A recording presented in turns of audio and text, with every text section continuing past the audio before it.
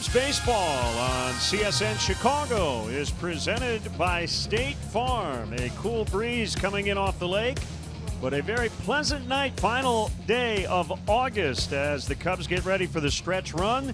3.5 games ahead of the Milwaukee Brewers, and they welcome in the Atlanta Braves to start a weekend set. Great to have you with us tonight, Jim DeShays and Len Casper, and the weather has cooled off. Let's hope, however, the Cubs bats stay hot. 17 runs last night, 17 runs for the second time in the last 5 ball games, 20 hits. If we highlighted everybody that had a big night last night, we wouldn't be able to show you the first inning of tonight's game. So we'll focus on the infielders. Anthony Rizzo stays red hot. Ian Happ, a triple shy of the cycle, 3 out of 5 with a home run. Hit that 1-2 pitch, breaking ball down and in. That's a weak spot for him, so that was most impressive. There's Almago, the magic man, Javi Baez stealing home. He also delivered with the bat, 2 out of 5. Drove in 2. And Chris Bryant just continuing to get on base. 3 out of 4, scored a couple of runs as the Cubs blew out the Pittsburgh Pirates to engineer their 7th sweep of the season. So tonight, Kyle Hendricks will take the ball. His changeup was dazzling his last time out. Yeah, boy, he got a ton of swing and misses with his changeup. Last time he struck out 8, did not walk anybody in that start against the Phillies, allowed just 6 hits. He's been on a real good roll now over his last 5 or 6 starts. Left-hander Sean Newcomb will go for Atlanta. He got his career off to a good start. He has struggled here as of late. Yeah, Cubs saw him back in July, knocked him around pretty good last time out against the Rockies. 4 2/3, allowed 7 hits, 4 runs. He's got good stuff. He's got a big arm. Cubs finishing up a huge month of August in terms of offense. They'll try to keep it rolling tonight as they welcome in Freddie Freeman and the Braves next.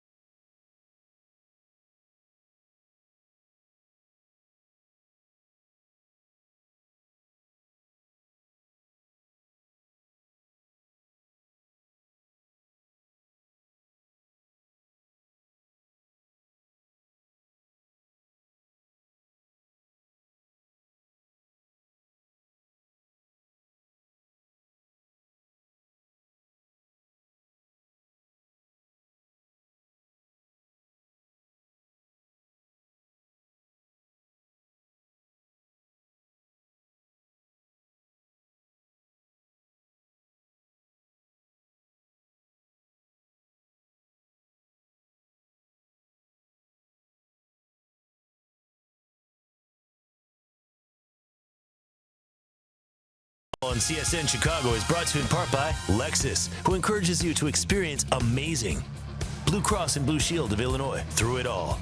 Ford, who invites you to go further in their fuel-efficient vehicles. Check out our entire lineup at your local Ford store or buyfordnow.com.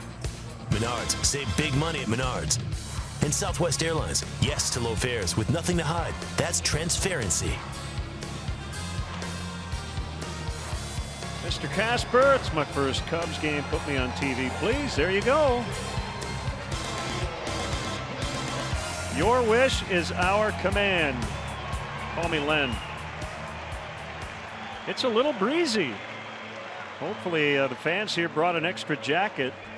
We've got a pretty stiff breeze coming in off Lake Michigan as the Cubs and Braves open up a 4-game holiday weekend series. Quality babies at the ballpark. And the Braves Southwest starting lineup looks like this. Ender Inciarte had 8 hits yesterday in a doubleheader. Ozzie Albies, one of their top prospects, now playing second every day. Freddie Freeman, one of the best in the business at first. Matt Kemp is in left. Nick Markakis recently got his 2,000th career hit. Kurt Suzuki back at the plate. Tyler Flowers just went on the DL. Jace Peterson in for Brandon Phillips, who was scratched. Reportedly, the Braves might be looking to trade him. Dansby Swanson is at short, and the pitcher Sean Newcomb bats ninth. Cubs defensively, John Jay made 2 spectacular plays, well, one in particular last night at center field. He plays left field tonight. Albert Almora Jr. is in center. Ian Happ gets a start in right. Bryant and Baez on the left side of the infield. Let's focus on the right side a little bit. Ben Zobrist has made 1 error all year long, and that came in the 3rd game of the season. Anthony Rizzo has made 3 errors all season long, and he has not committed one since April 24th. So, outstanding work by those guys on the right side of the infield. Rene Rivera gets another start behind the plate. And our Lexus pursuing perfection starting pitcher is Kyle Hendricks. Lexus experience amazing. He's 5-4 with a 3.45 ERA. Over his last 7 starts, he's pitched to a 2.48. Just 1-1 in that stretch. Bunch of no decisions. Run support has been a bit of an issue. Last time it was not. They put 17 runs up on the board for him in his last start against the Fightin' Phils. Veteran C.B. Buckner from Jamaica, 18 years in the big leagues, will work home plate. The crew chief is Fieldon Culbreth. Manny Gonzalez is at second, and Joliet, Illinois native Mark Carlson over at third. Braves swept a doubleheader in Philadelphia yesterday. Cubs coming off a sweep over the Pirates, and we're underway. A strike on Ender Inciarte. Cubs 3.5 up in the NL Central, a season high 12 over 500. The Braves are in 3rd in the National League East, 21.5 back of Washington, as that ball is caught by Ian Happ.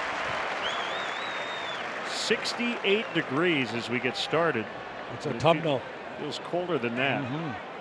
With the northeast wind at 17. Yeah, blowing in. Good night to pitch.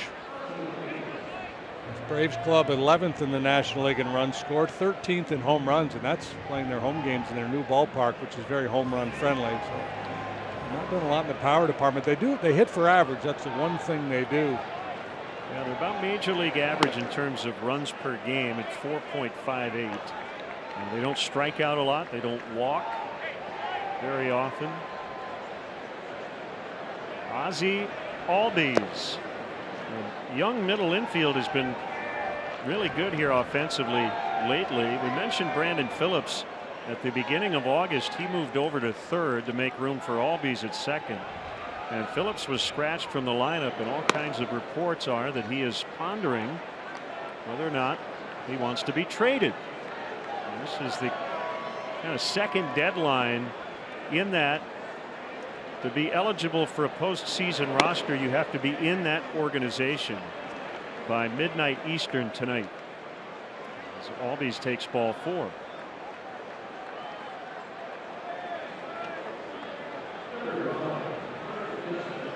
Here's Freddie Freeman.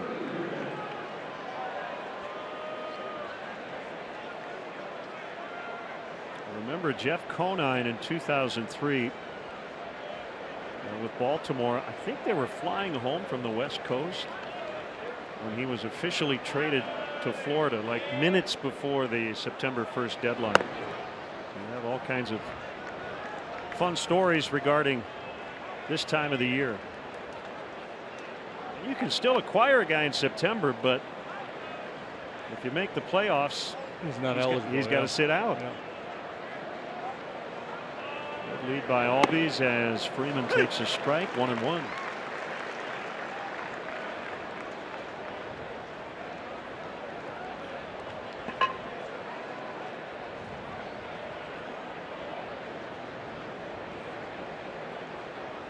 Freeman having a very good year, was having a beast of the eye. Got him. He is out by a mile. Hendricks picks off another runner at first.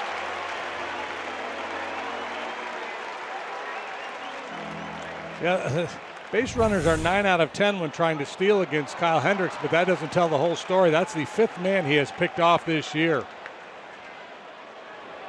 He's out in no man's land. Anthony could have tossed that ball up in the air, caught it, and still tagged him out.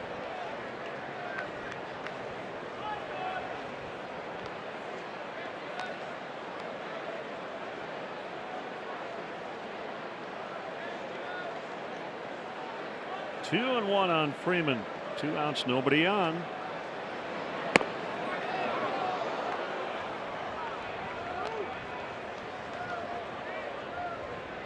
Missed some time earlier this season with a fractured wrist. 44 games he missed. He was leading the National League at that time in home runs. As he draws ball 4, so Hendricks uncharacteristically walking 2 here in the first inning. Yeah, Freeman, the one guy in their lineup will better than league average in terms of walk rate. He and Markakis actually. But for the most part, they're free swingers.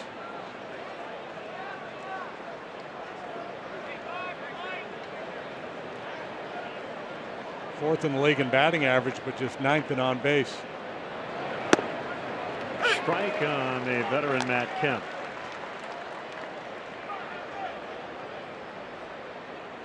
DL time recently. He has been on the shelf twice this year with right hamstring issues. 9 times in his major league career he's been on the DL. And he's down 0-2 here.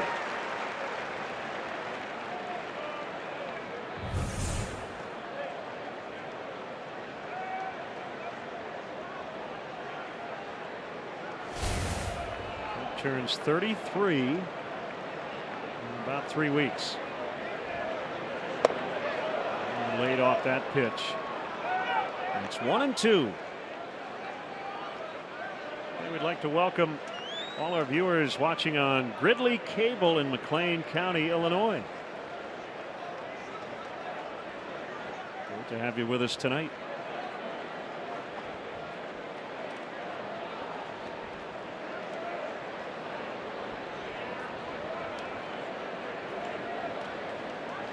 Kemp, not the lean, athletic outfielder he once was. He put on some weight. Struggles defensively. First strikeout for Hendricks. 2 walks, no runs in the Braves' first.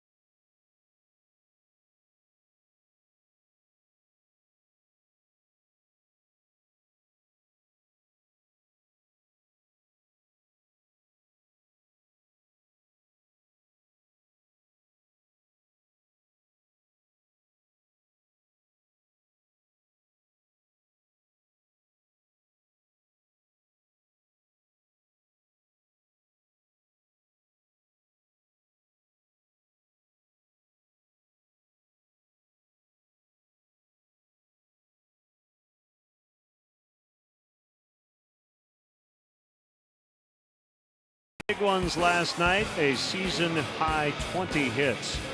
Jay, Zobrist, and Bryant at the top. Rizzo, Almora, Baez in the middle. Ian Happ in a great stretch. Rivera had that big night last night, and the pitcher Kyle Hendricks, who had 2 hits in an inning in his last start.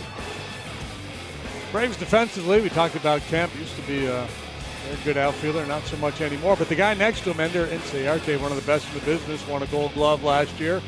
Markakis in right, Peterson in for Phillips at third. The youngsters up the middle, Swanson and Albies. Freddie Freeman, very good over there at first. Kurt Suzuki gets the catching assignment tonight. The Lexus starting pitcher is a rookie left-hander by the name of Sean Newcomb. Overall, the number is not really impressive. 2-7 with a 4.36. Better of late. 4-pitch mix, fastball, curve, slider, change.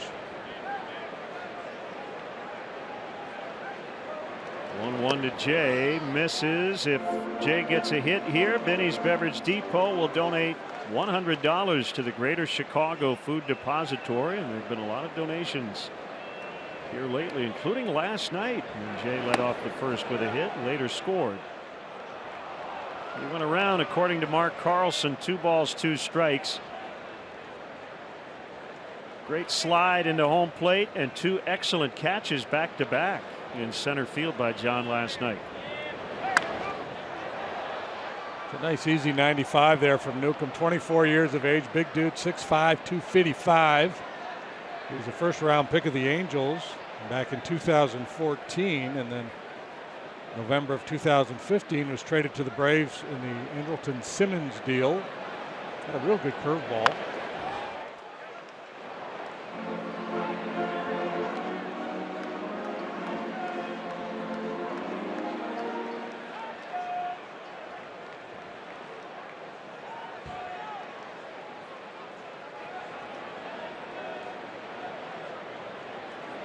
Another 2-2, and this ball softly lined over Swanson. Good effort by the Braves shortstop, but John Jay helping out the Greater Chicago Food Depository, courtesy Benny's Beverage Depot. Cubs Charities earlier presenting the American Red Cross with a $100,000 donation to help those in need after Hurricane Harvey. Red Cross working to provide safe shelter and comfort for those impacted by Hurricane Harvey. Proceeds from last night's 50-50 raffle. It's a match from Cubs Charities, generous player matching contribution, all donated to the American Red Cross. Good stuff.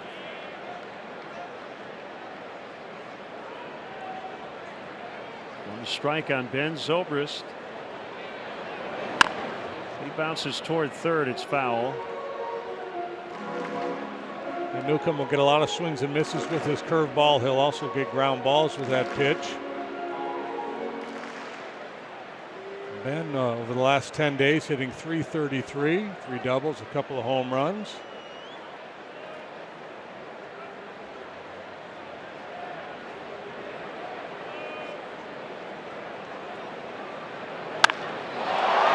Center.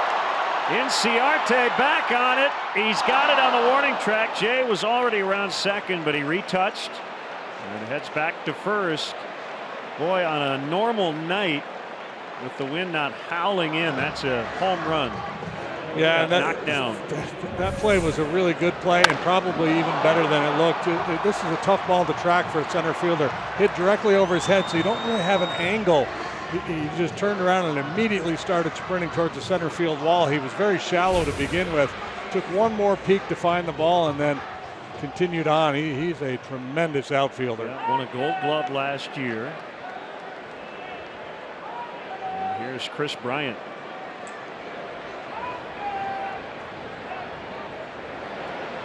And I thought a good read by John Jay, who thought that ball was not going to be caught. And he would have scored had it landed on the warning track. I think he had plenty of time to get back to first. Yeah, and some would argue, well, he should have tagged and got into scoring position, but you got to give yourself a chance to score. That's a fair ball, and fan interference. It'll be a double for Bryant, and Jay will have to anchor third.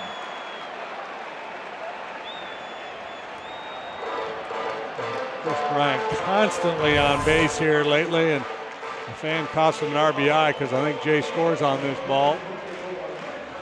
Oh, jumped up into the stands anyway. Yes, it would have been out of play. Yeah, it was out of play either way. I don't want to indict the fan down there. It's a sensitive issue. So Rizzo with another big RBI chance. He's knocked in 96 on the year, and the Braves will play their infield back. They'll shift toward the pull side as well, and the pitch is inside for ball one. So soft single, deep drive for an out, and then a bullet off the bat of Bryant, and Newcomb in early trouble here. Cubs hit a couple of home runs off of him in his start against them back in Atlanta.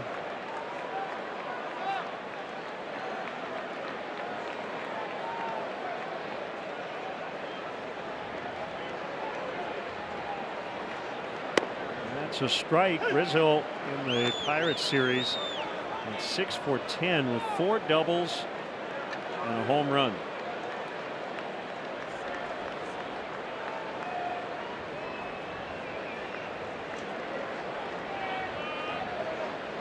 We saw the numbers with runners in scoring position, and it can't be coincidental, right? The 2-strike approach, the ability to shorten up,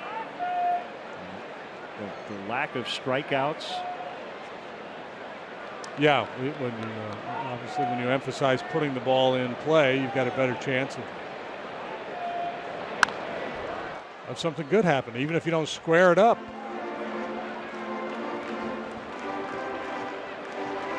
And the thing about Rizzo, and we know how much raw power he has, is that he has not sacrificed slugging. He's slugging .541. He's got 31 home runs.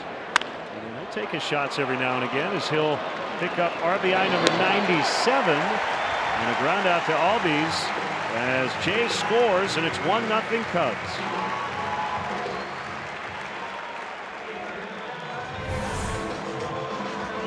Yeah, again, to emphasize putting the ball in play. Stays back on the curveball. It chokes up on the bat.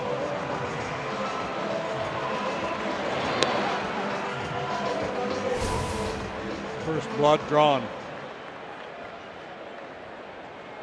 Bryant now at third, 2 outs. Here's Almora. Hitting .372 over his last 19 games, and he looks at ball 1.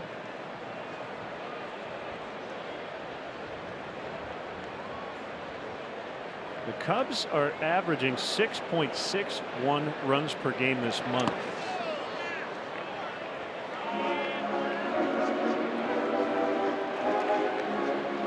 It's their highest average in any calendar month, with at least 15 games since July of 1935, when they averaged almost 7.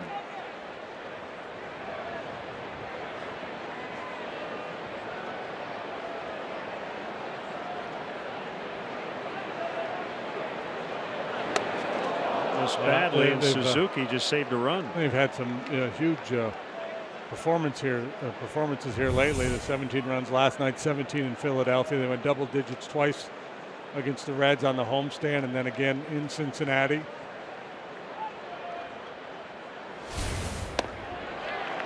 Almora takes the walk. And one of those guys who homered off Newcomb in Atlanta will step in. Javier Baez, who went 3 for 3 against the lefty on July 18th.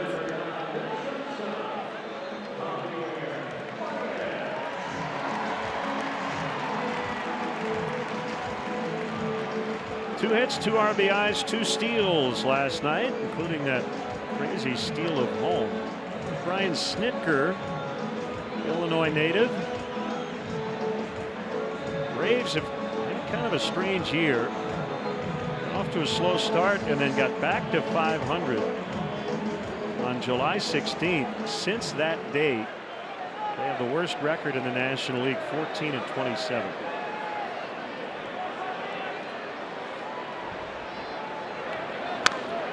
Fouled to the net. Timeout for our AARP. Getting to know Javier Baez. Chris Stewart, Pirates catcher, with the quote last night regarding the steal of home. He's just one of those wild cards. He does things you don't expect. Catches you off guard. He caught me off guard.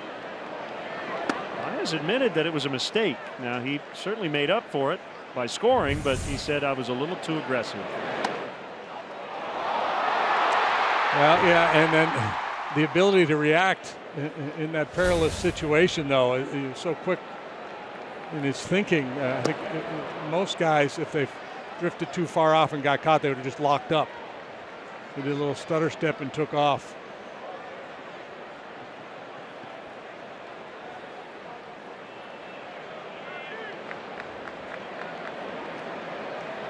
I'm not saying I don't believe him, but I also wouldn't be stunned if there wasn't some intent in his approach.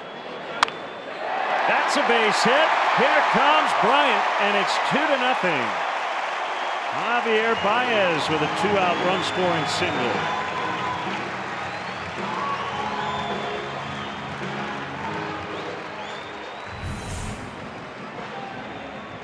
Good to put a little pressure on the young guy early. First career start here at Wrigley Field. No doubt a little amped up. Pressure busts the pipe.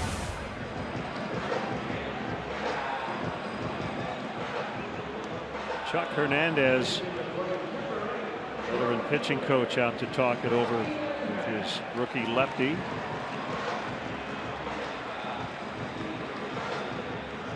Ian Happ lurking down in the 7-hole tonight.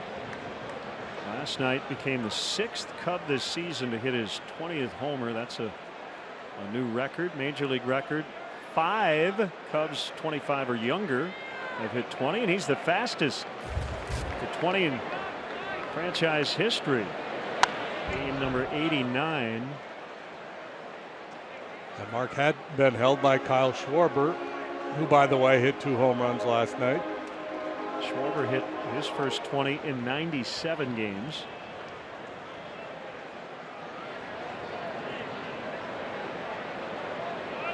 And strike on Happ. Make it 0-2.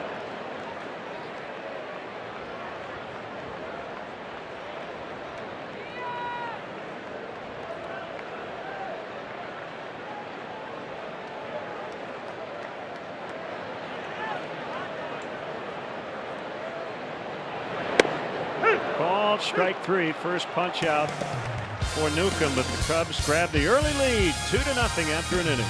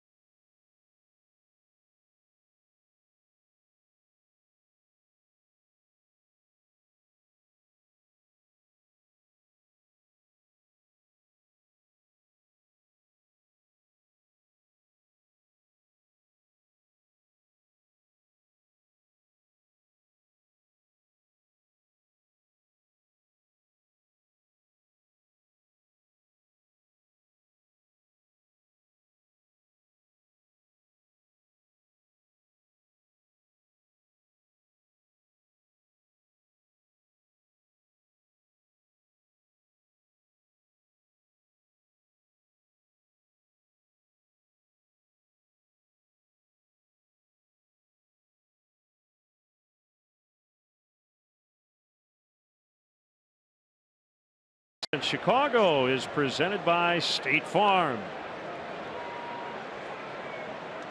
A little October crispness to the breeze off the lake here on the final day of August. Makes you want a little cup of hot apple cider. Nick Markakis, the right fielder, recently notched his 2000th major league hit and backed off the plate. Ball 1. I've been featuring that cut fastball a lot lately. That one sailed on him a little bit. 30 doubles for Markakis. Puts him in the top 10 in the National League.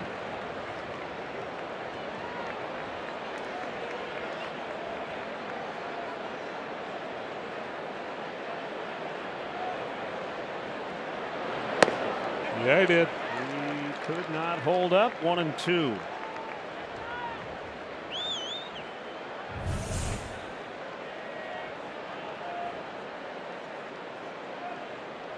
It was August 4th when he got his 2000th hit. Brandon Phillips reached that milestone yesterday in Philadelphia. Boy, the Braves have all kinds of trouble with the Phillies.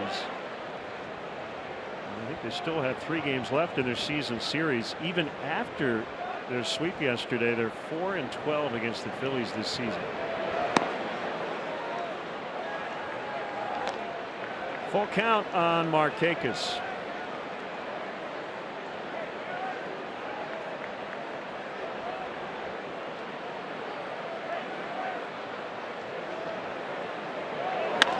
Ground ball just off the glove of Hendricks, and it'll trickle into center field for their first hit. Markakis stayed back on the changeup. If the Braves were watching video of Kyle's last start, if they're paying attention, they're going to be really locked in on the changeup. He actually pulled off it a little bit, but kept the hands back long enough where he could get the barrel on that ball. He threw his changeup more than 40% of the time in that start against the Phillies. Got a ton of swings and misses on it. Kurt Suzuki making his 54th start back at the plate. Mentioned Tyler Flowers just went on the DL with a left wrist bruise.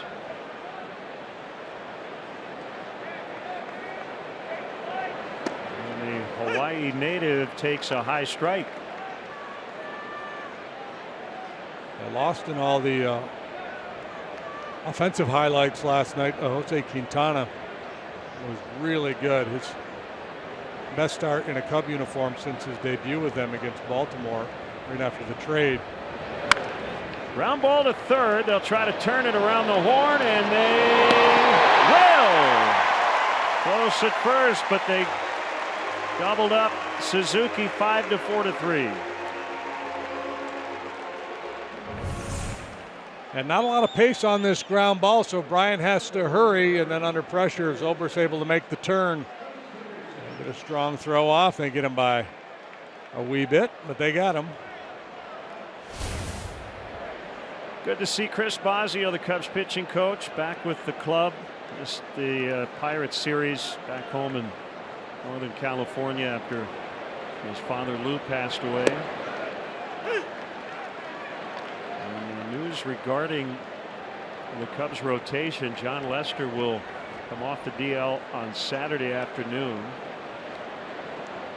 against the Braves. Mike Montgomery will pitch on Sunday, so at least for one turn through, the Cubs will use a 6-man rotation. They're right in the middle of a 20-day stretch without an off day. 1-1 on Jace Peterson. Just missed the outside corner.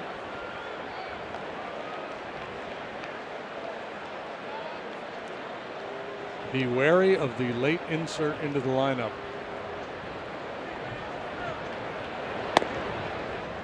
You have anecdotal proof? No.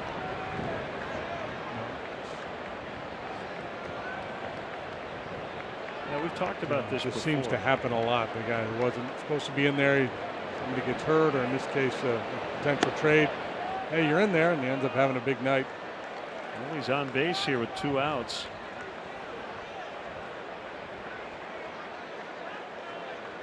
Dansby Swanson, the shortstop, who lost his everyday job in July, got sent back to AAA late that month, returned in early August though, and Johan Camargo went to the DL after suffering a freak knee injury, and Swanson's been terrific since coming back. He has so much talent, you know, it's just a matter of time. 385 over his last 17 ball games. So the Camargo injury, he was taking the field.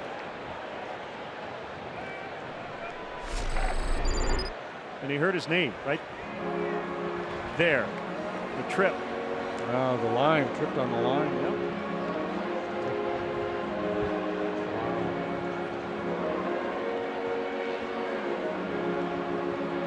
I would say something about superstitions, but I want to be respectful. It's one of the craziest I've ever seen. So do you think Johan will continue to try to jump over the chalk line? He said he's done that pretty much his whole career. Yeah.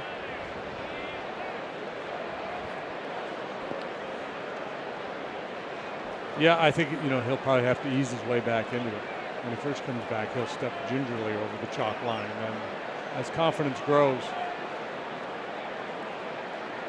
1-0 on the Braves 8-hitter. Pitcher Newcomb is on deck. Cubs lead 2-0 early. That's a strike. And it's 1-1. I think I mentioned this before. I talked to Chris Bosio about visits to the mound, and he actually charts pitches thrown right after a mound visit. Sounds really specific, but he wants to make sure there are no particular patterns other teams can pick up on. Good visit, Chris. 2-0 Cubs in the second.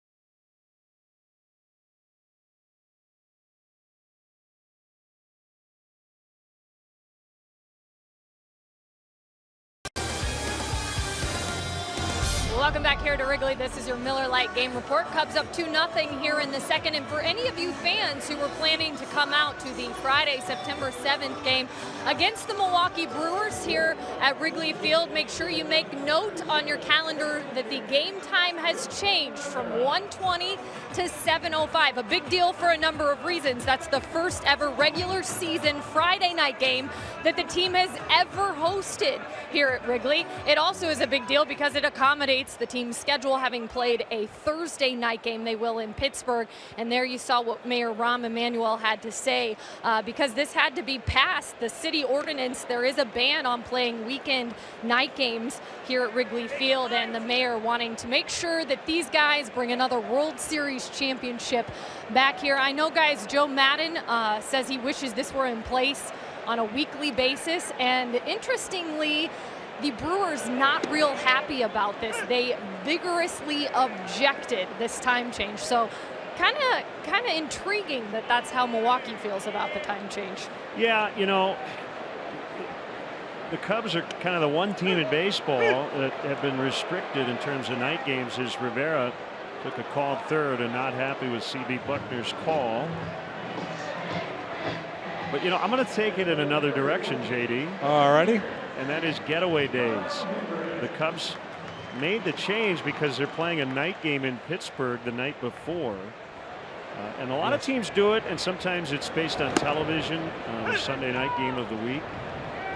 I think baseball should get to the point where all getaway days should be I think afternoon that's. days. I think there's going to be an increase in that in the next year's schedule. I think that's part of the collective bargaining agreement.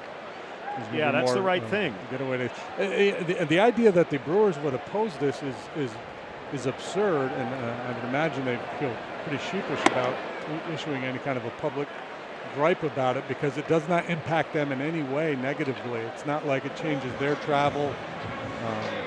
So there's no serious grievance or gripe to be had on the part of the Brewers. It's just silliness. know, it's one thing if you change a game from a day game to a night game and they have to travel that night, they would have a legitimate point. Right. But here they do not. So Friday, September 8th. That is a 7:05 first pitch. Mark it in on your calendar as John Jay takes ball one. 3 consecutive strikeouts now for Newcomb after the Baez RBI single. I think the Brewers are also they're kind of looking, I think, to criticize the Cubs a little bit. And, you know, whatever. It maybe intensifies the rivalry. So be it. Yeah, I mean, there are times when you have a legitimate point. You know, but no, this is not one of those times. Yeah, there's nothing there at all.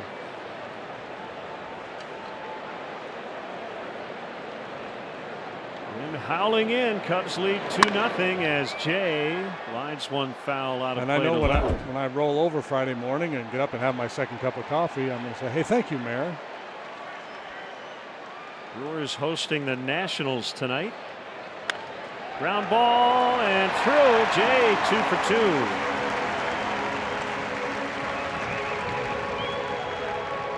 2. Wielding that magic wand, and a soft little flare beyond the reach of Swanson first time, and now another curveball, and it's, I believe, right through the 5-hole here. The pitcher, yeah, right between the legs of Newcomb.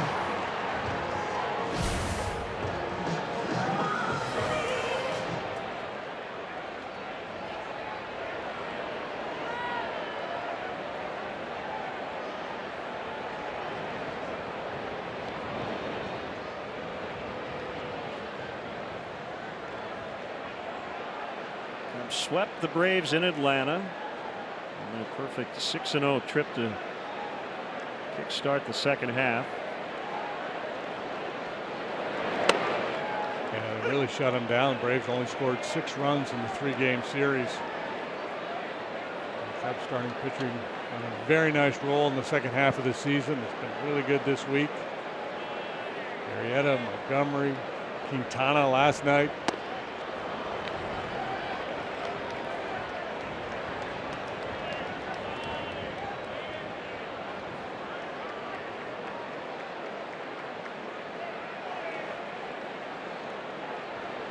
From Massachusetts. He played his college ball at the University of Hartford.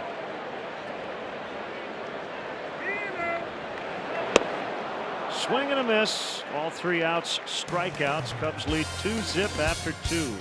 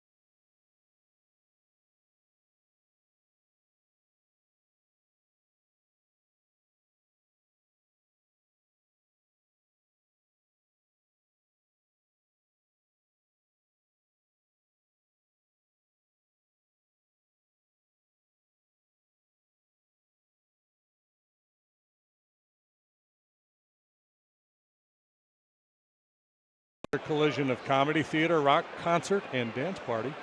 all rolled into one, like a big cabbage roll. Catch our boys in blue at the Bryant Street Theater. Call 800-BLUE-MAN or visit blueman.com. Check it out.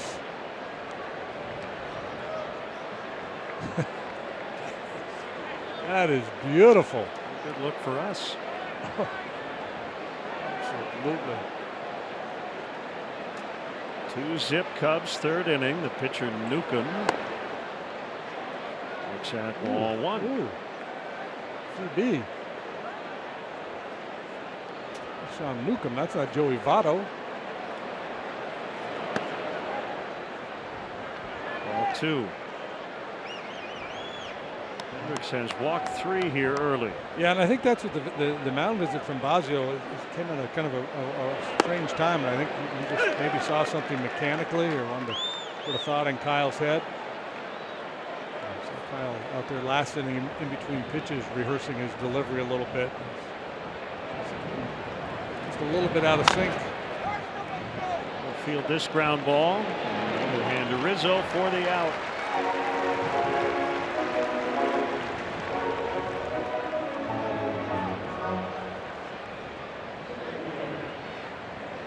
Back to the top. Ciarte. Sizzling hot doubleheader yesterday with those 8 hits combined. 5 for 5 in the opener. 8 for 10 overall. First Brave with 8 hits and a doubleheader since Eddie Matthews went 8 for 9 against the Cubs back in 1954. That's when they were the Milwaukee Braves.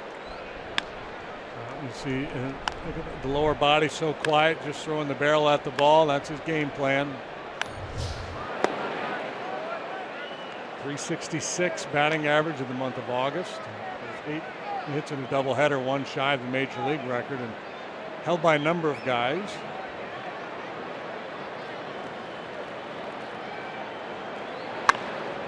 Drives one to the pull side, and Happ got all turned around, and Ciarte will pull into second with a double.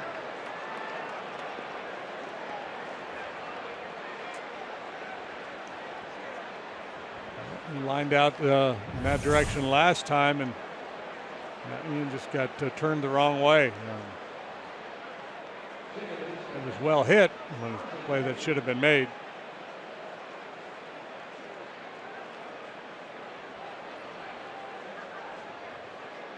He's got 173 hits this year. He's on a pace for 213. And will become the first Brave to have a 200-hit season since Marquise Grissom in 1996. It's been a while. Albies fouls.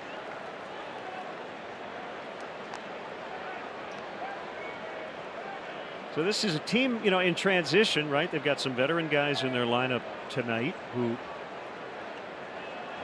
may or may not, and probably most likely won't be a part of this nucleus in 2 or 3 years. But you look at the guys in the middle, and I think the goal is, the Braves organization hopes that Albies and Swanson are there for a long time to come, right? Yeah, 2 guys that are considered among the best prospects in all of baseball. Albies is currently the youngest player in Major League Baseball. He's only 20. Swanson's, what, 21, 22 himself. So they're dreaming on these 2 youngsters, holding down the middle of the diamond for years and years. Swing and a miss, strike 3. Got him on the changeup.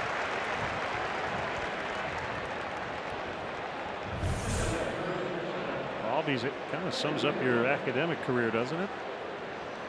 What's that? Albies. Oh, I can only wish.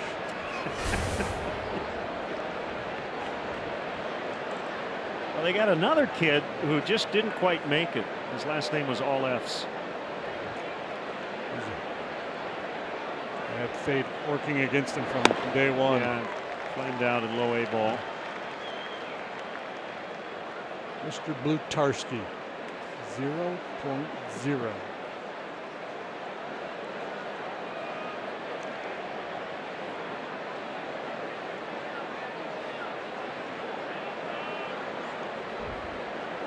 strike on Freeman. Ground ball back to Hendricks. That'll get him out of the inning. So the misplay by Happ does not cost Kyle. It's still 2-0 in the third.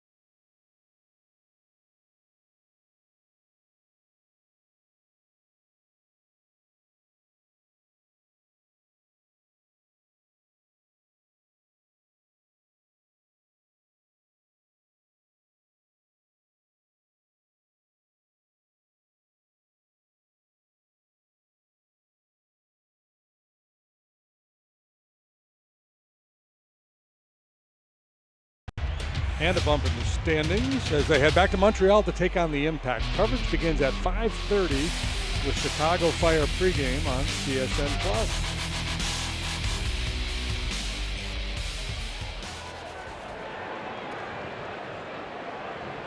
Bryant with a first inning double and a run. And a strike on him this time. He's acting like he wants to hit 300 this season. He's at 294 currently. And it's funny, as much as we talk about on base percentage trumping batting average, which it does, it should, and his on base coming into tonight at 410, there's still something magical about being a 300 hitter. Well, it's so ingrained in the history of the sport. It's going to take a while to uningrain it. You know, guys talk about a three. Nobody talks about I want to be a 350 on base guy. Or no, we haven't established a kind of a magic number.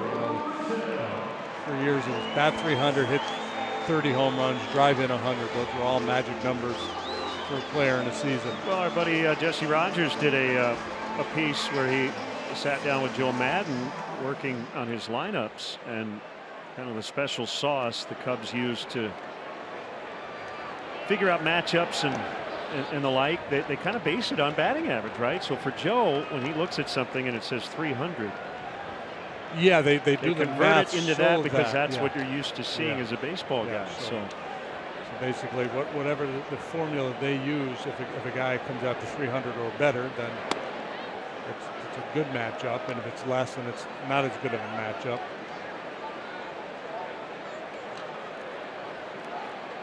I think we got something in the coffee.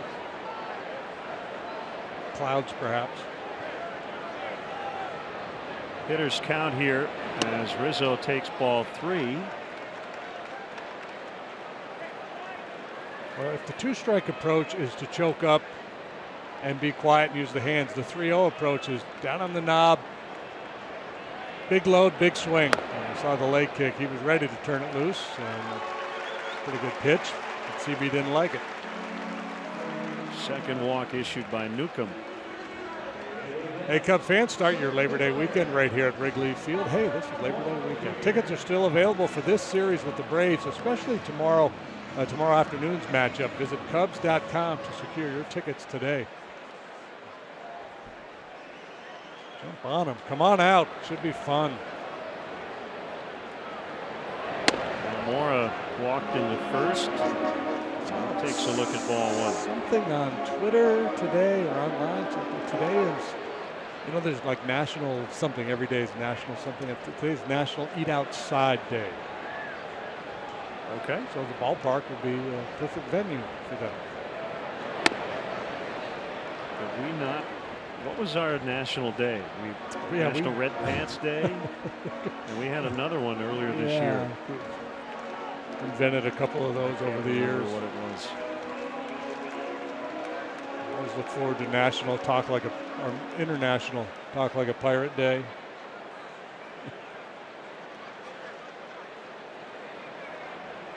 Rizzo at first, 1 out. Cubs got 2 in the opening inning. And Rizzo caught out to sea, but able to get back in time. Some frantic rowing.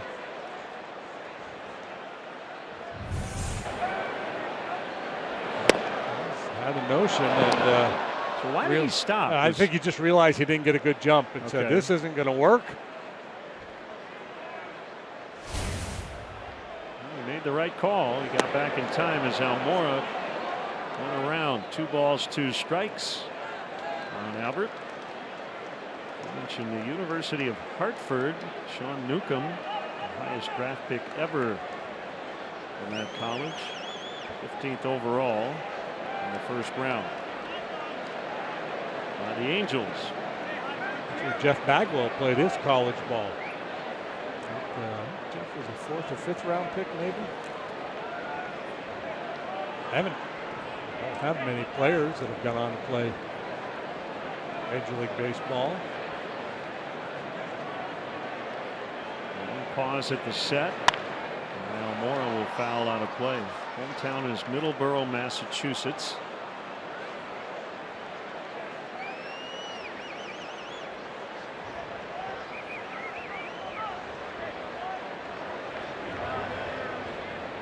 I bet you they turn out a lot of really good insurance salesmen there. So.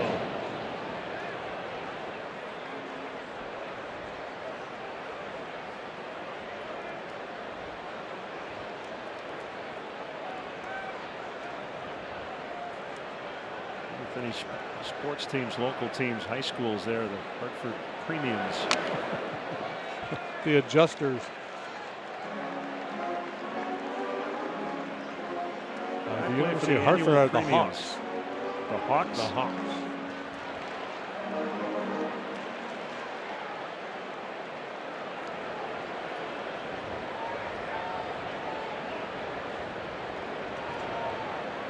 Another 2-2 missed outside. Full count on Almora with Baez on deck.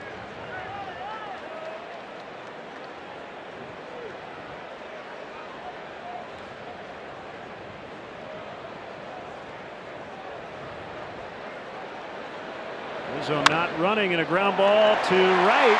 Albies with a good effort, couldn't get it on the dive.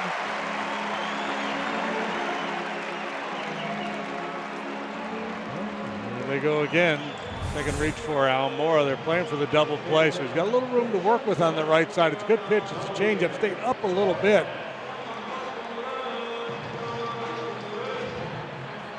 Valiant effort by Albies, but to no avail.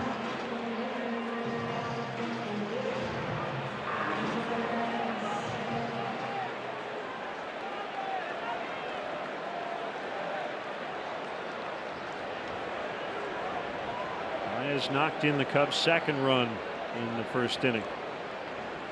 And a 2-out single.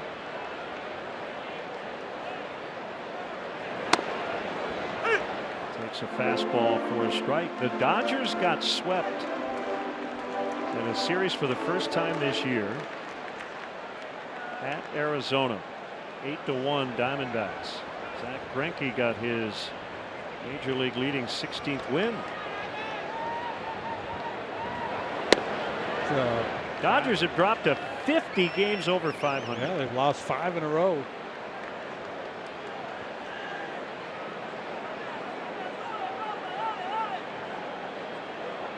On the Dodger post-game radio show, there were a lot of fans panicking. And that's what fans do when their team loses 5 in a row, even though They're 50 games over 500. They're going to accuse them of being complacent.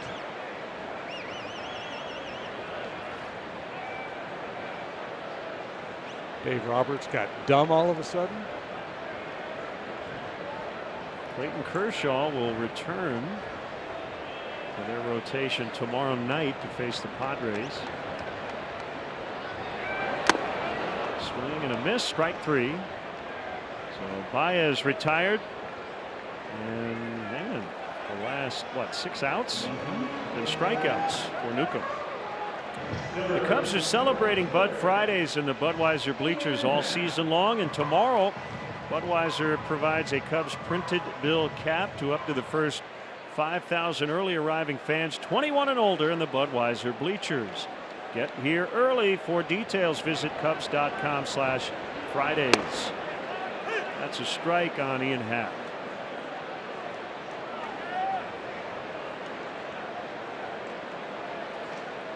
Suzuki may be out to change signs with a man on second base. I see why they like this kid. Fastball at 95, outstanding curveball. He has punched out, well, coming into this start, had 76 strikeouts and 74 innings of work, so good strikeout rate. Ground ball to third, knock down Peterson, and pick it up and throw late. Bases loaded. Inning still alive on an error by Peterson. By the way, and it doesn't matter because he's not in the lineup, but Brandon Phillips without an error committed at third as he moved over there at the beginning of August. Yeah, he's played 25 games there, and it's not so much the misplay, but the lack of urgency in getting after it, I think, what really cost Peterson. I think he thought he had a little more time than he really did. And that's the mindset a lot of times at third base. Ball gets you in a hurry, you knock it down, you still have time, but Happ runs really well. Ball one on Rene Rivera. 3 of the Cubs' 20 hits Wednesday night.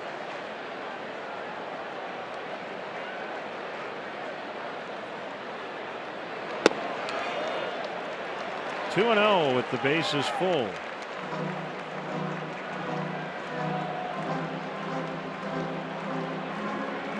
Sometimes that notion of don't panic can be overstated. Sometimes you need to panic. Pick it up and sling it across the diamond.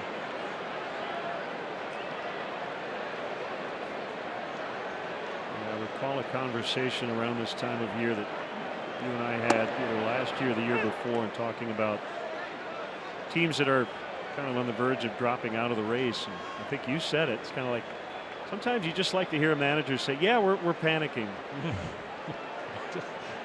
We're in panic mode. Yeah, we're in panic mode. I'll be honest. It is now officially time to panic. We have to win 33 out of 35 games to get in. 3-1.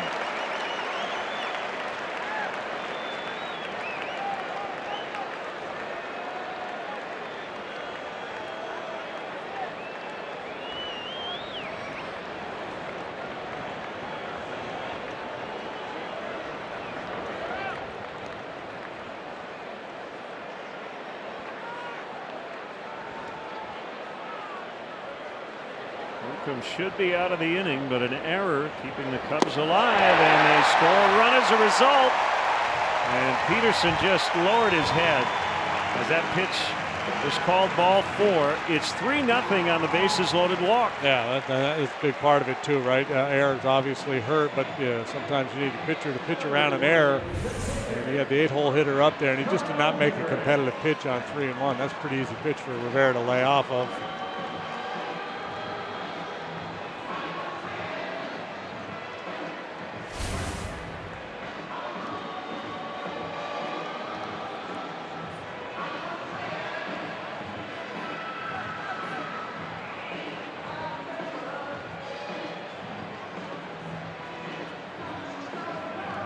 Nearing 70 pitches on the night.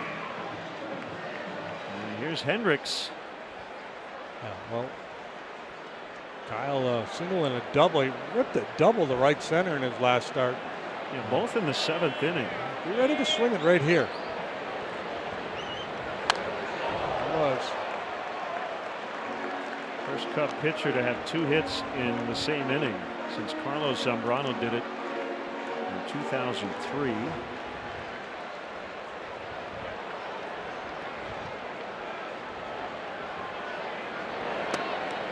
0-2 on him.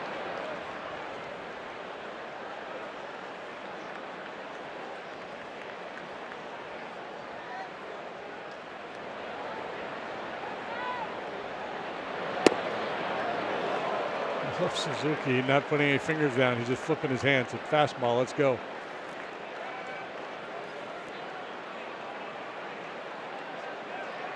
So trust your stuff, kid. Swing and a miss to end the inning. But the Cubs make it 3-0.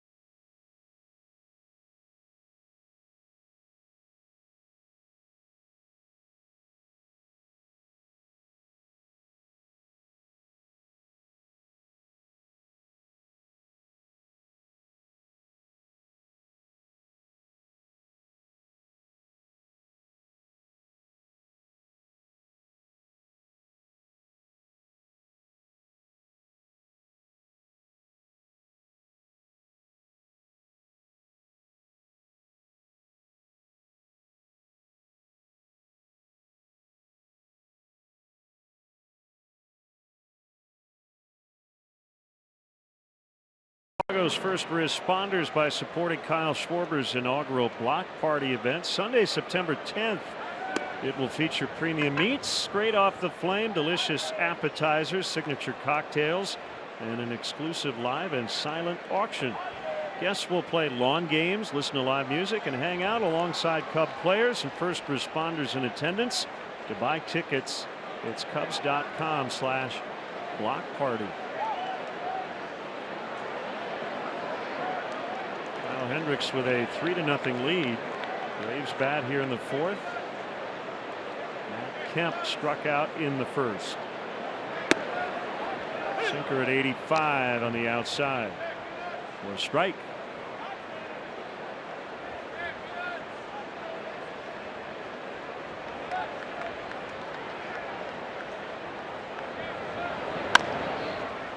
And the ground to Baez. On the way.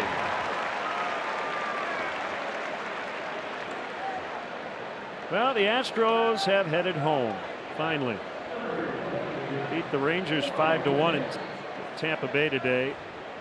They'll have an off day tomorrow. They'll play a doubleheader against the Mets on Saturday. I'm sure they and their families are thrilled. They're finally back in Houston. Yeah, that's good news, and the weather has cleared there.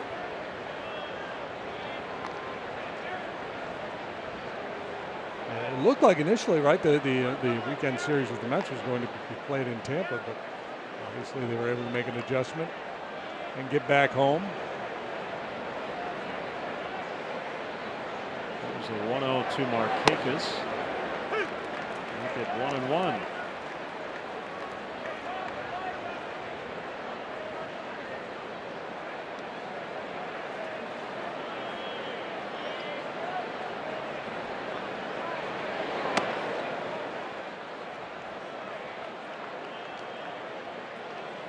Adrian Beltre sprained his left hamstring today. I guess he'll have an MRI tomorrow.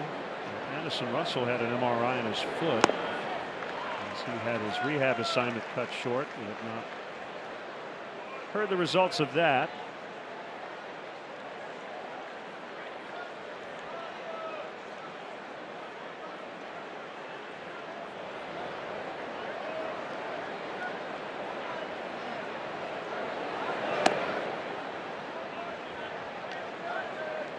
Three and two.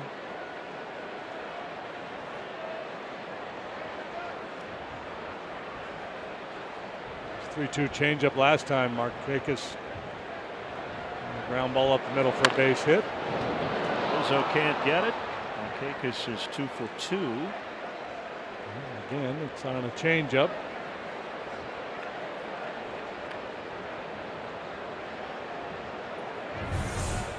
Appeared to be out in front of it a little bit, but good work with the legs to stay through the zone with the hands and deliver the line drive to right.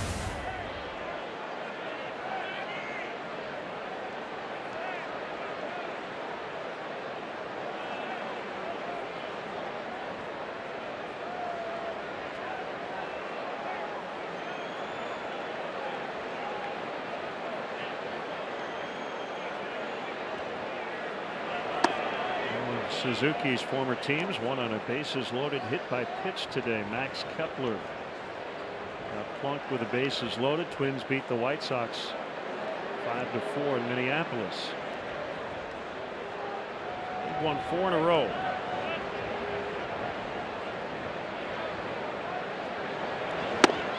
Big swing and a miss.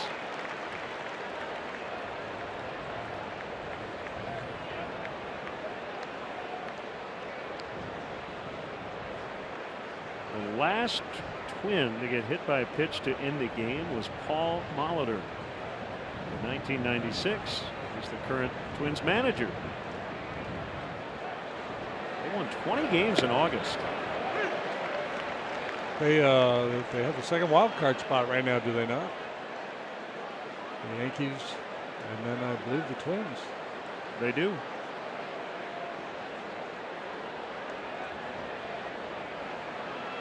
It is a wild, beautiful mess over there, though, in the wild card race in the American League.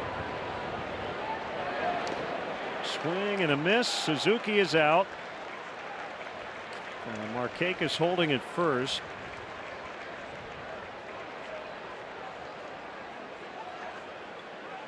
So Yankees half game better than the Twins for the top wild card spot, and then Angels, who just picked up Justin Upton today in a trade with the Tigers.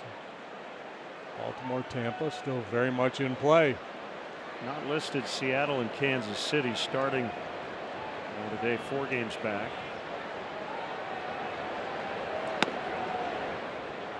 Curve is outside on Peterson, who committed the error leading to the Cubs' 3rd run.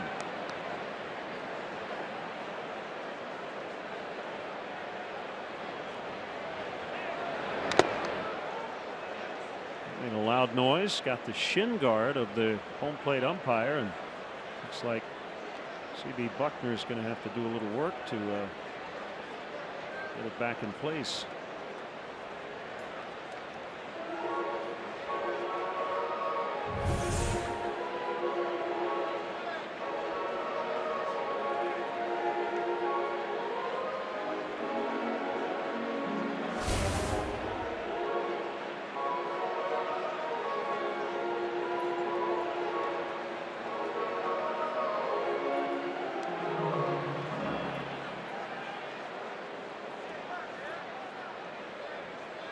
Cubs have won 6 in a row here at Wrigley Field.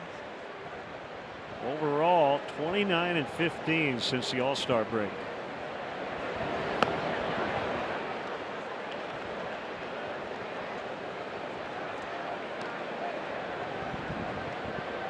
They've won 12 of the last 15 they've played against the Braves going back to mid-2015.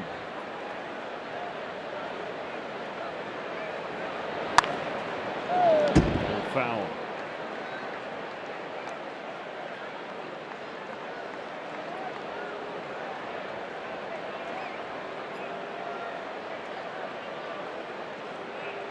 Despite playing the doubleheader yesterday, the Braves pitching in pretty good shape in terms of their bullpen. R.A. Dickey pitched one of the games with a doubleheader, and he pitched 8 innings. You have to have that knuckleballer on your staff to eat up innings like that, and they were quality innings. And he's going to come back on short rest and start on Sunday.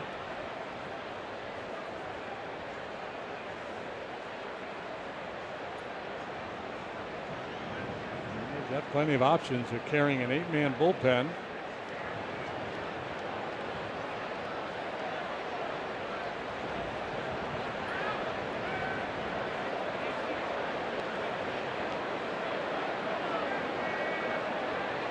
Watching Rivera.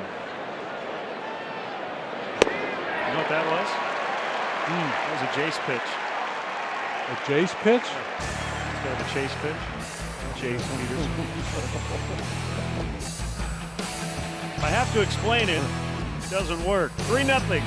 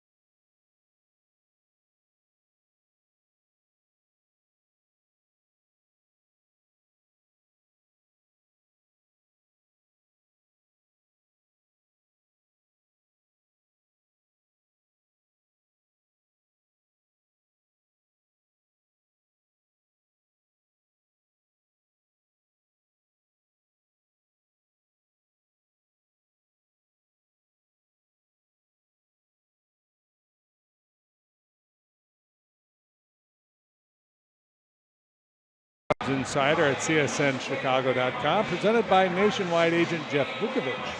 Go to jeffvuk.com or follow him on social media. Nationwide is on your side.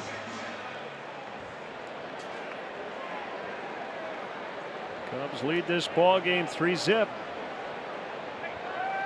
John Jay 2 for 2 against the lefty Newcomb, who fires a strike down the middle.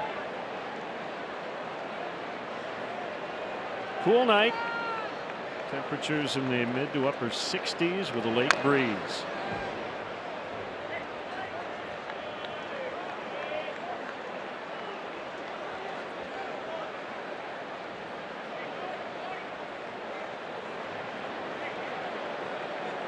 Rosters will expand tomorrow. Jay 3 for 3.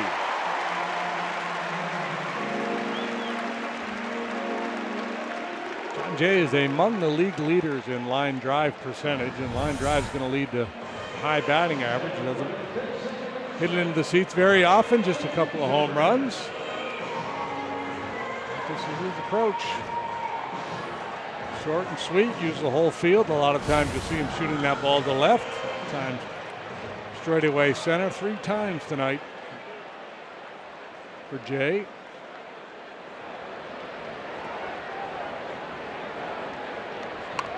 Zobrist lays down a nice bunt. Suzuki will throw him out. Freeman dug it out of the dirt.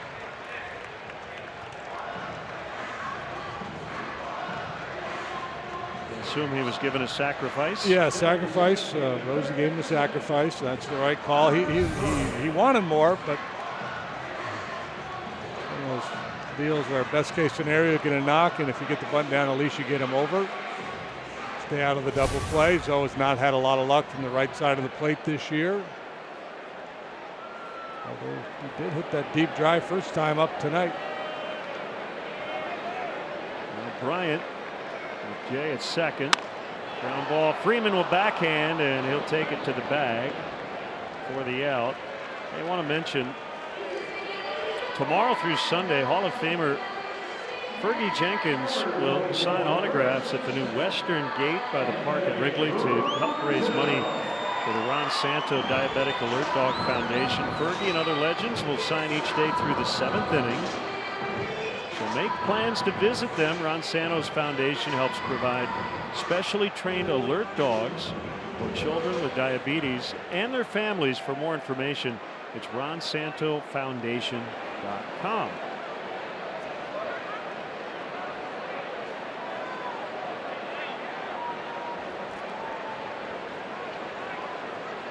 Runner at third, 2 gone. Anthony Rizzo, the batter. Here's the pitch. A little bit away for ball 1. Reds beat New York 7-2 in Cincinnati today.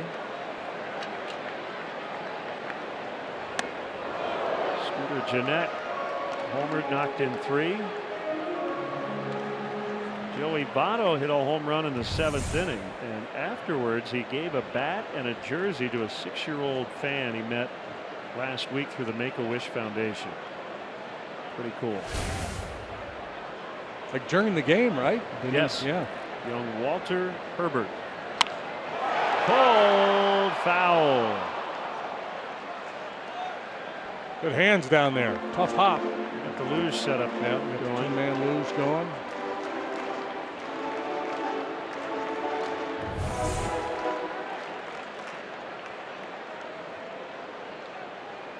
Lean on that guy with the glove.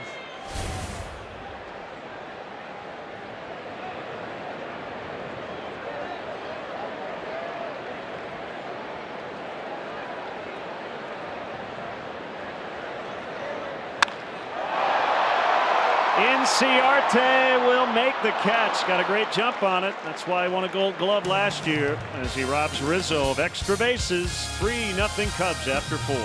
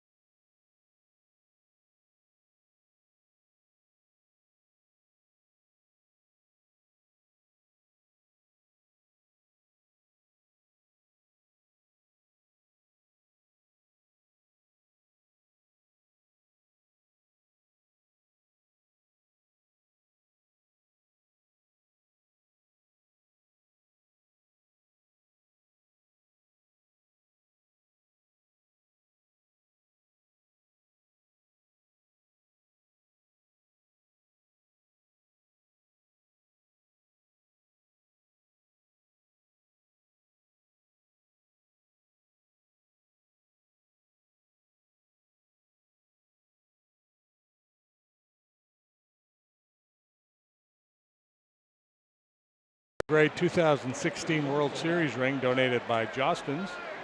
Proceeds benefiting Cubs charities. Now through September 4th, Cub fans can purchase raffle tickets for $10 each. Tickets can be purchased online and at official raffle locations around Chicago. Visit Cubs.com/ring raffle for details. September 4th. Act now.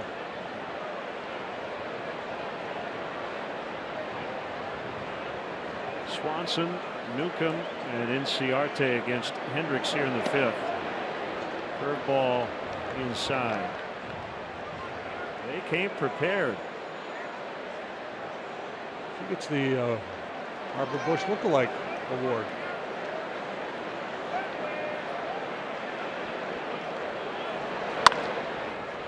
Roller to Zobrist, and he dropped it. No. That'll be an error on Ben. That was weird. Yeah, maybe did he not know he didn't have it at first? It was kind of a late reaction. Just off the heel of his glove and squirted through his legs, and just the second error he has committed this year, the first one since the 3rd game of the season.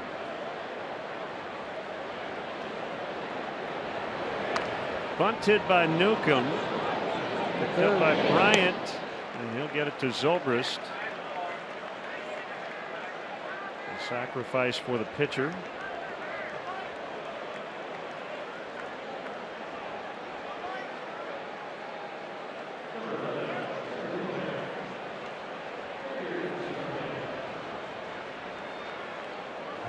Ben out there still walking around shaking his head, can't believe he misplayed that one.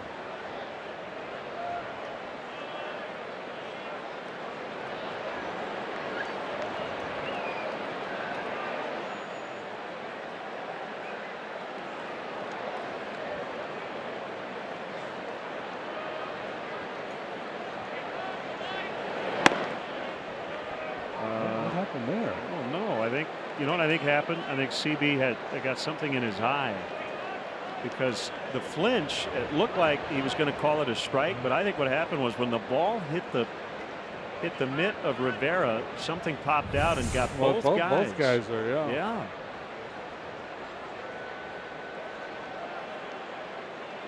Weird. I've never, ever seen that. Have you? No, I know.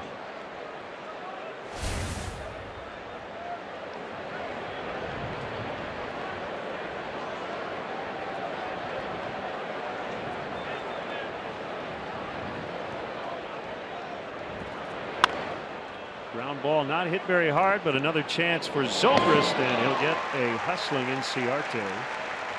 Swanson now at 3rd, 2 outs.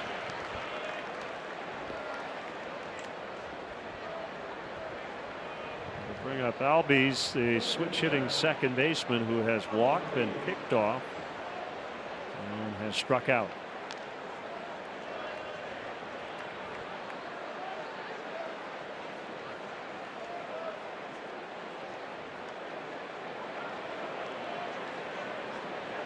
Hendricks' last start, he picked up his first win since late May. It was a base hit, and the Braves get on the board. That is an unearned tally. It's 3-1.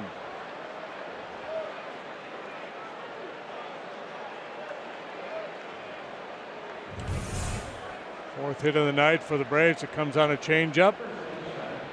Albies stays on it long enough to deliver the solid single right off the glove of Hendricks, or maybe just beneath the glove of Hendricks.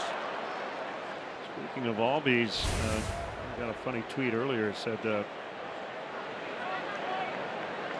maybe I should have dropped an Alcides on you for your academic career. Escobar, would that have been more appropriate? Line drive, and caught by Almora. Nothing but A's there. All A's. All A's for Albert Almora. So the Cubs give up the unearned run, but good defense to end the frame.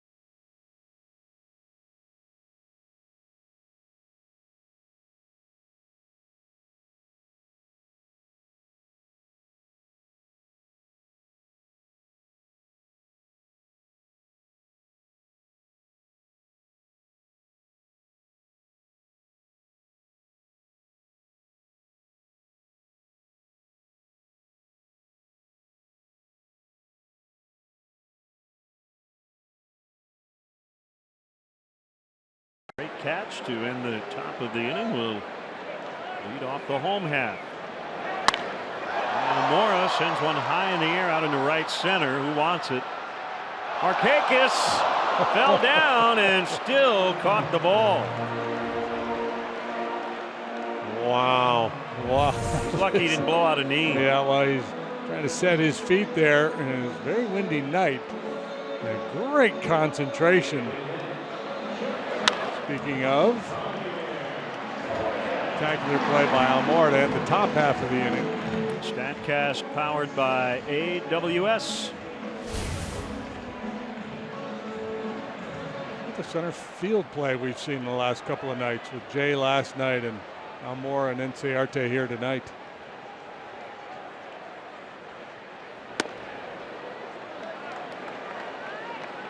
Wide for ball one to Javi Baez.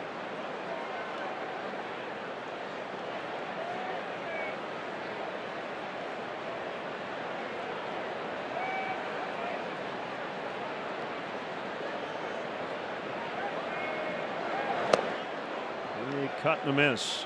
1-1 on the Cubs shortstop.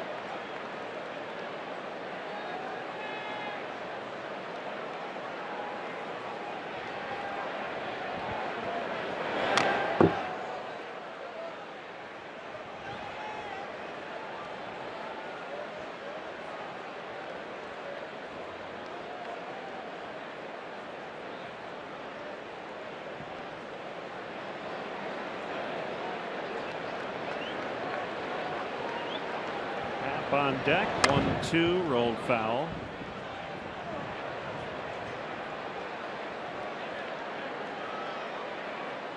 Come out and show your team pride. Tuesday, September 12th, the Cubs welcome students, alumni, and fans of the Big Ten. Fans who buy tickets through the Community Nights page will get a special edition Cubs baseball cap in your favorite Big Ten school's colors. Cubs.com/Community Nights. Purchase tickets.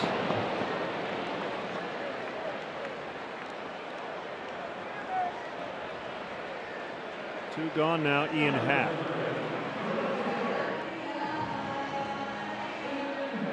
87 pitches now for the rookie left-hander. How much more they get out of him. And Ryan Snitker would love to get him through the sixth.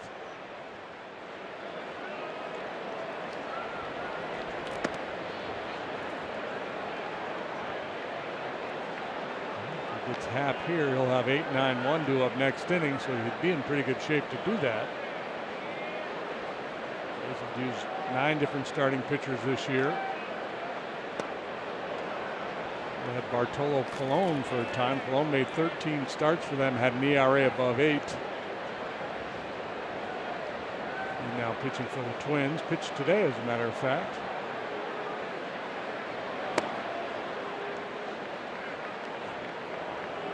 Better with Minnesota, ERA around 4.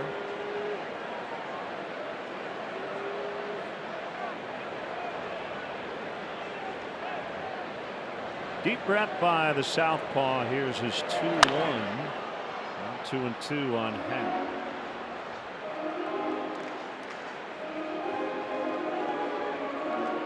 Brewers lead the Nationals 3-2. They're in the 5th inning at Miller Park.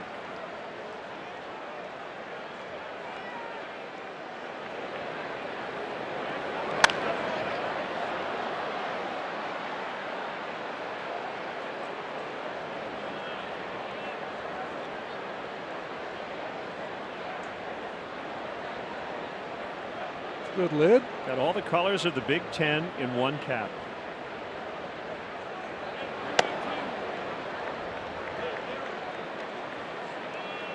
I think, does any Big Ten team have green as their main color? Michigan State. Michigan State, of course. Spartans. Totally overlooked my sister's alma mater. And smacked into center.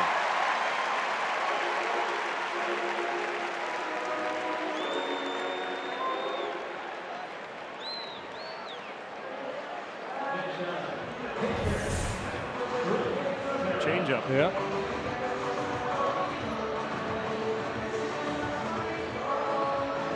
This doesn't have that. That one, a good fading action. Top speed. Stayed up a little bit. Not a horrible pitch. But of his secondary pitches, that's been the least effective.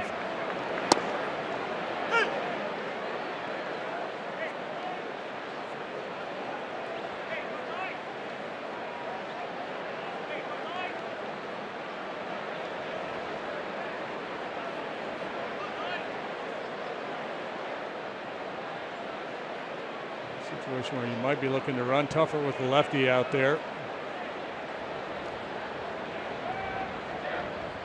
Chat. I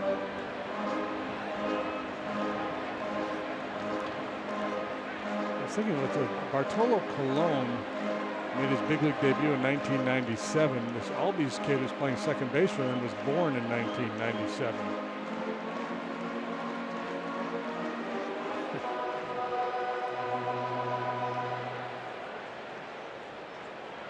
Right around when you started your broadcasting career. It was indeed.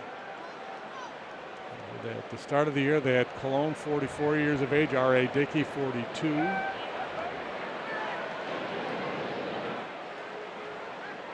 So it's that, again, as you referenced earlier, that blend of veteran guys that have been around a long time that can help tutor the youngsters as they're in this rebuild.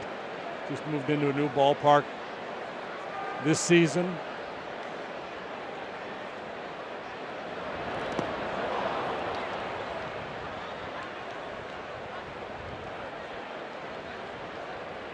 Strikes on Rivera.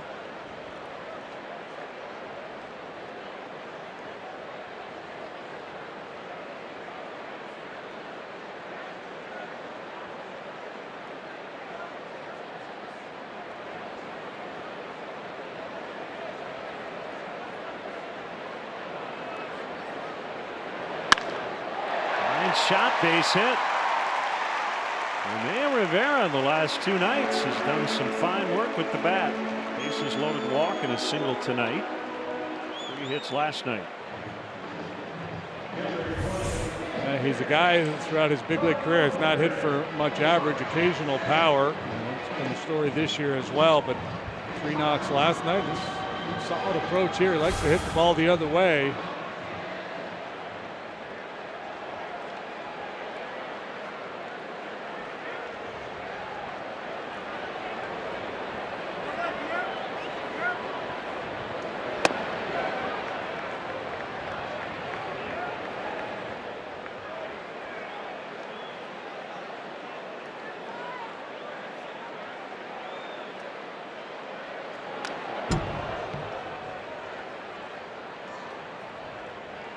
Midwest League affiliate, the South Bend Cubs, announced they will contribute $5,000 to minor league baseball's efforts to raise money after Hurricane Harvey. So a lot of people pitching in. J.J. Watt, did he go on a campaign and raise like $10 million? Yeah, he kept up. He was trying to raise $1 million. Then we're going for 2, and then 4. Then he just kept upping it, and people jumping on board.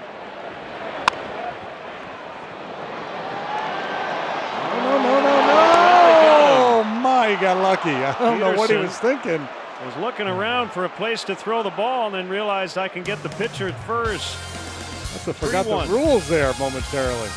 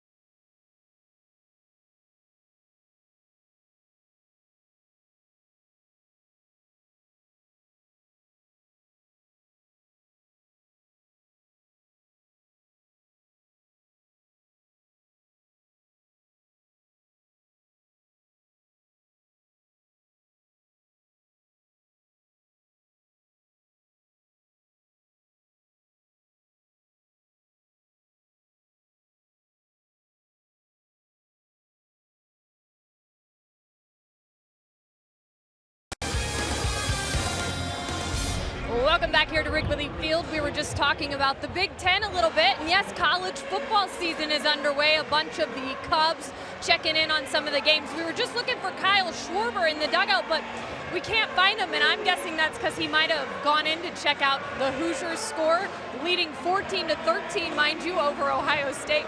Kyle joked around this afternoon saying he was running around yelling, "Go IU," and all his teammates calling him a maniac. But guys, I put him on the spot and said, so do you think IU is going to win this game tonight? And he said, I'm really not sure. Kevin Wilson, the former IU coach, now the offensive coordinator at Ohio State. So I'm a little torn in this game, but I don't think my Hoosiers are going to pull it out. But guys, who knows? Maybe they will. We'll wait and see. We will find out. That's the great thing about sports. You never know. I didn't know they were playing. I didn't even Talk know about never knowing what the line was. I don't look at those kinds of things. The Buckeyes favored by like multiple touchdowns. I don't know, because I get the sense there seemed to be some drama in the build-up to this game. So I'm thinking it may be closer than you would normally expect an Ohio State-Indiana game to be.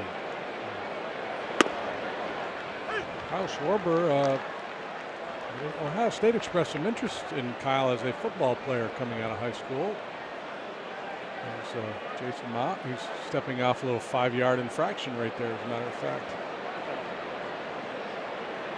6 foot and step off.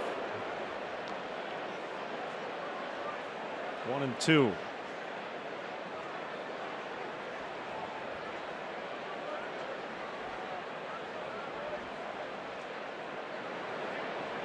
A big, strong guy, but he hits the ball on the ground a lot.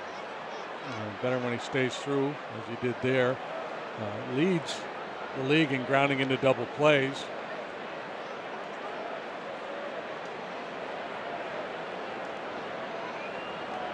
He was recruited to play basketball at the University of Oklahoma back when he was a youngin', back in his salad days.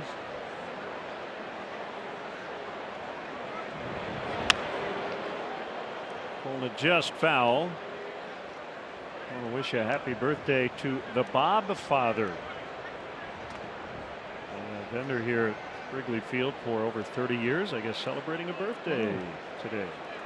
Happy birthday, Bob Father.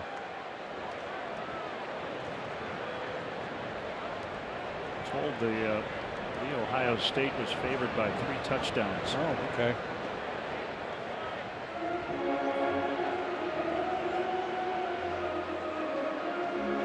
So not a whole lot has changed in the relationship.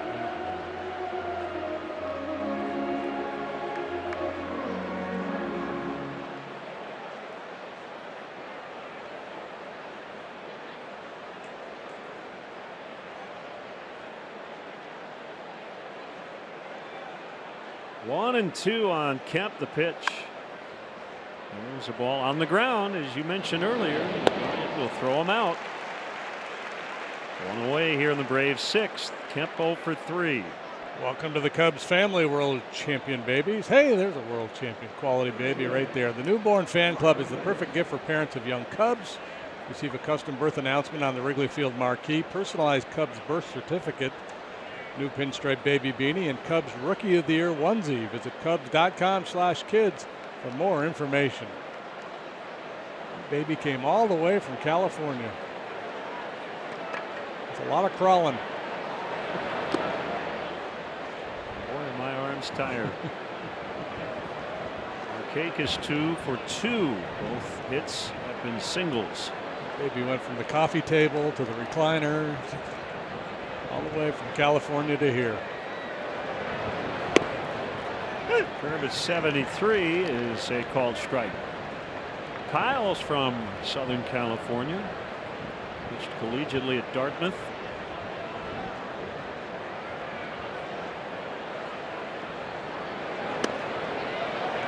It's interesting. He's gone full with Markakis in his 2 previous at-bats. He threw him change-ups both times, and Markakis delivered base hits on both occasions. See if that changes his strategy here. Yeah, they're going to go elevated fastball here.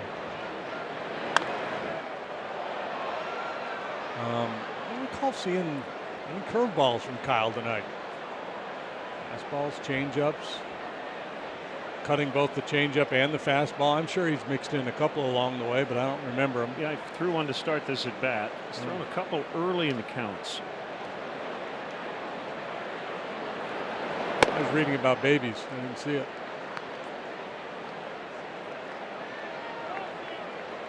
Normally what he does second or third time through the order, he'll start to flip that slow curveball over on 0-0.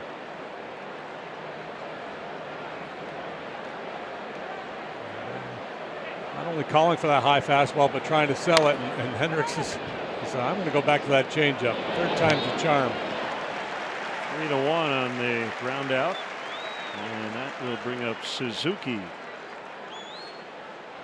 Speaks to a level of conviction and confidence that he has in his changeup. I don't care if I've given up a couple knocks on it. And he felt like if he made a good one, he'd get his man, and he did.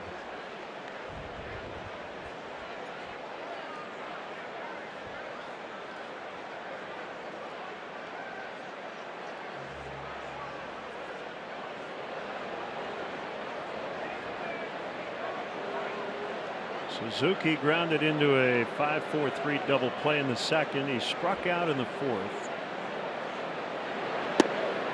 And looks at a strike.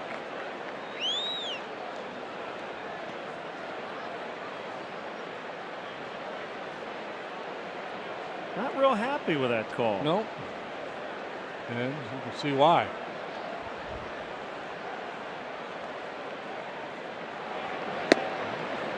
Going to stay out there. He didn't get that one. Okay. Well, even Steven.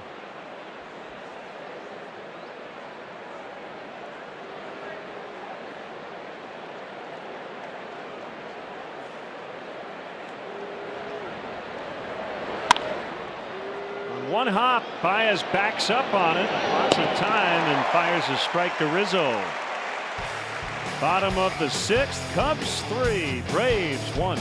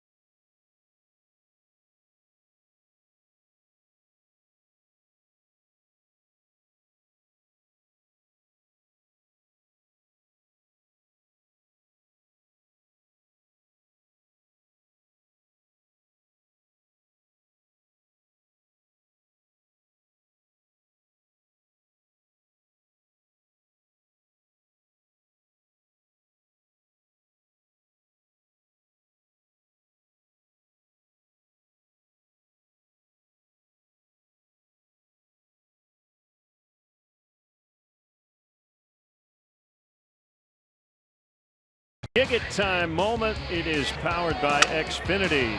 John Jay playing leadoff man here tonight against a lefty, and he's got 3 hits. The leading man has delivered.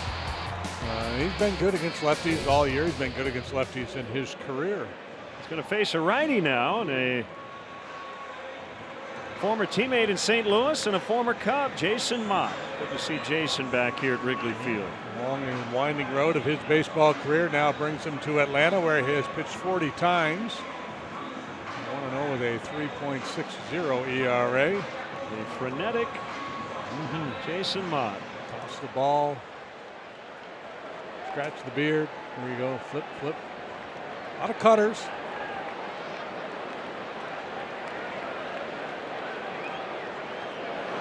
The Yukon Cornelius beard working.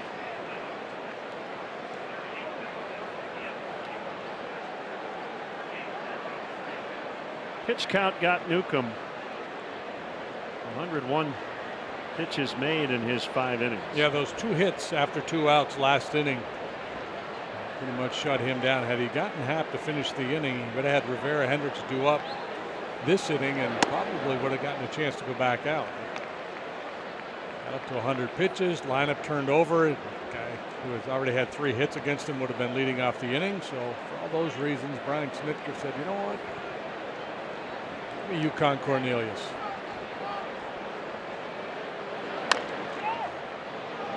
Will have to cover. He gets it from Freeman. MLB.com at bat is your #1 mobile app for live Cubs baseball. Stay connected with a fully customizable experience. Get Cubs home screen icons and app features, as well as game day, live game video highlights, radio broadcasts, stats, the StatCast, news, and more, even more. Download MLB.com at bat today.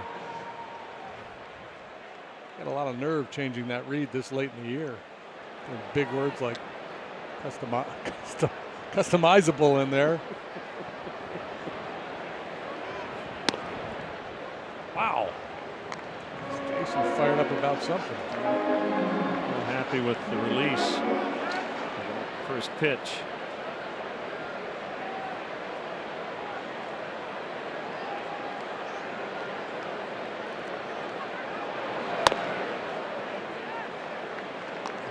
Quick arm action that he features.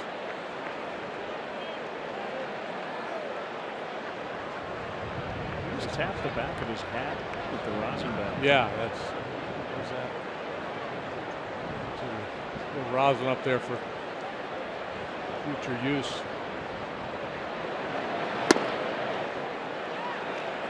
We do television, but he'd be a fun guy to describe on radio, right?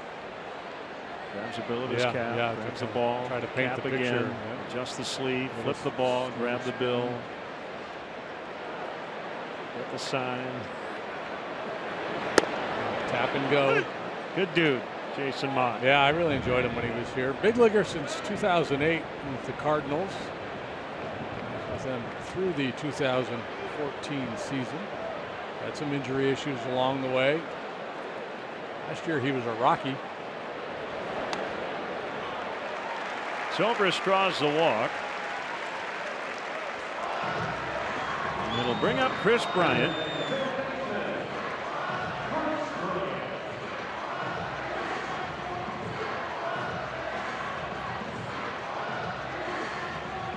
Former catcher.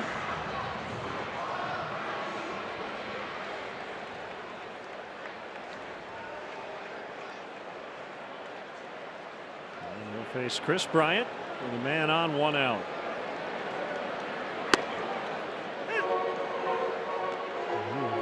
Way on the far third base side of that rubber.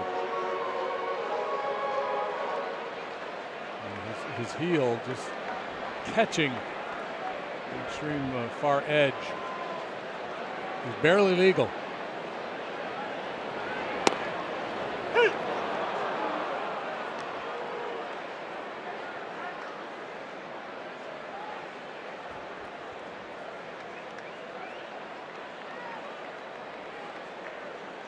Also, when he gets set, it looks like he's pitching in the dugout. Yeah, in terms of where he's set up. Closes off that front side. That's got to be a little disconcerting if you're a hitter. You want to step out and go, hey, I'm over here.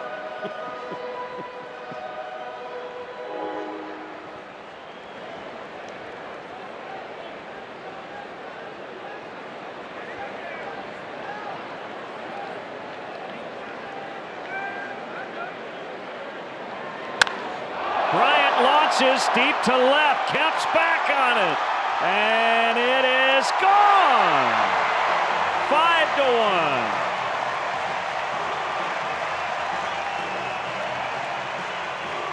number 25 for Chris. Well, wind fought it a little bit, but too much barrel on that one to keep it in the yard. He's been on base so much lately. A lot of hits, a lot of walks, not a whole lot in the power department. Well, that's letter high fastball, and he got to it.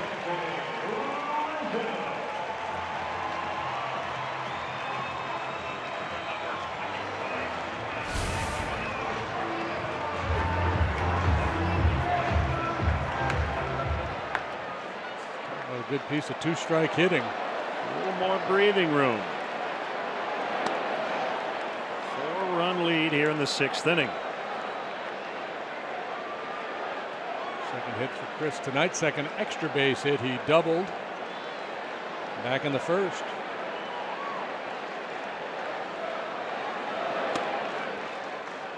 One and one to Rizzo.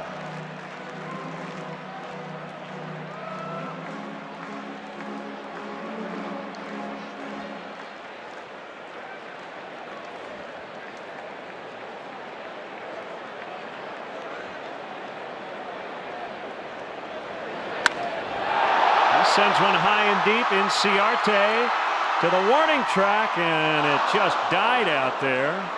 Almost overran it.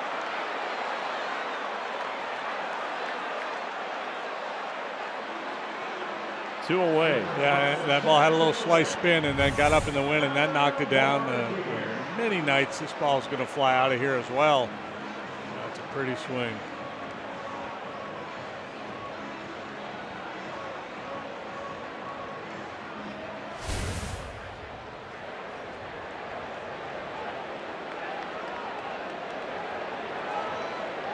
Morrow with 2 outs, nobody on.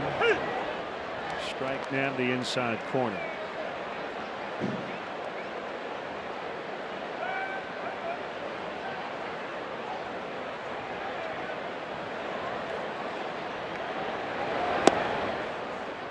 They say Labor Day is the unofficial end of summer. So it looks like it when you get to shot those folks in the stands bundled up. See, I'm a strange bird, but I don't mind it that much. On the cool side tonight, feels good. Yeah, it does. Markakis grabs it, and that will end the inning. Chris Bryant got the fans on their feet with a 2-run homer, and the Cubs lead this one 5-1.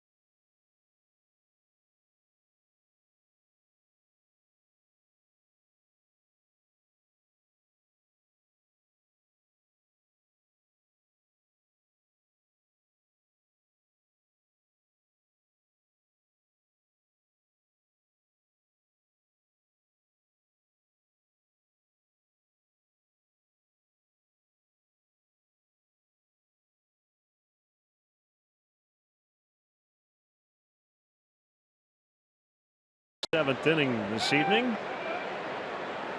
Facing Jace Peterson. Left-handed hitting third baseman takes ball one.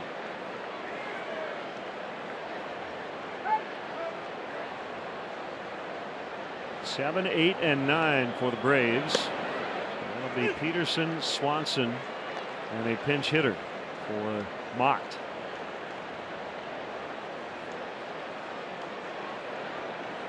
Looks like Matt Adams. Or maybe Lane Adams will be that hitter. They've got a couple Adams. They've got a couple Freemans.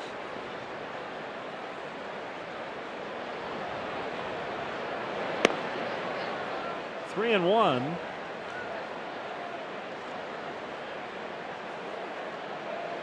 Kyle walked 3 in the first 2 innings. Then they settled in nicely. Chopper to the first baseman. Rizzo. Flip to Hendricks for the out. Tomorrow night, catch an all-new episode of High School Lights presented by Wintrust.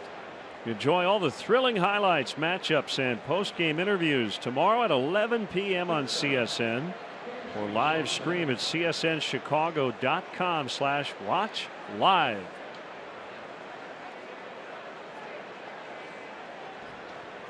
There's Swanson with the aforementioned Lane Adams on deck.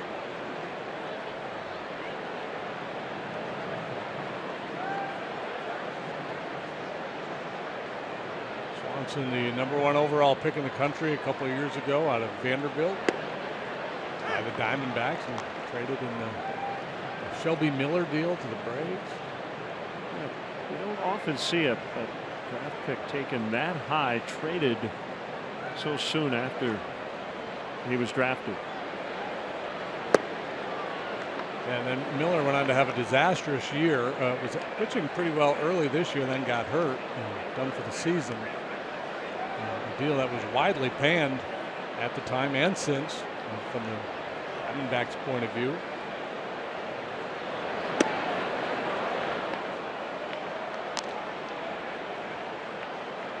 I would just make it a matter of principle that if I had a guy in my organization named Dansby Swanson, that I would never trade him.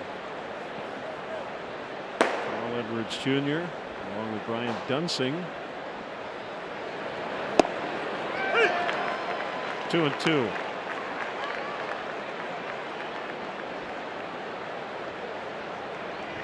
And is there another guy out there named Swansby Dancing?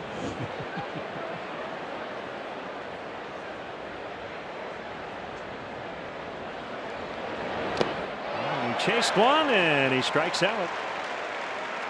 The pitch was in the dirt, but Swanson did not make a move toward first, so he's out. Yeah, a little two-strike anxiety. Went way out of the zone with the chase changeup.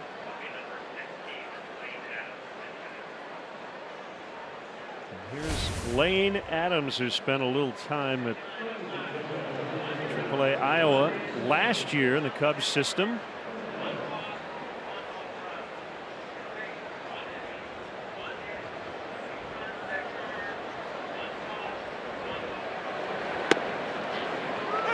Went 7 innings, allowed 2 runs in his last start. It was a 2-run home run from the natural Reese Hoskins for the Phillies. After that, 6 shutout.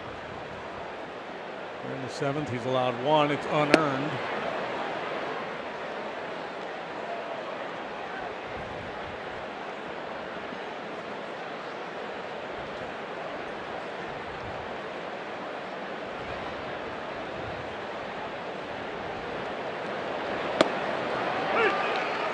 Strike.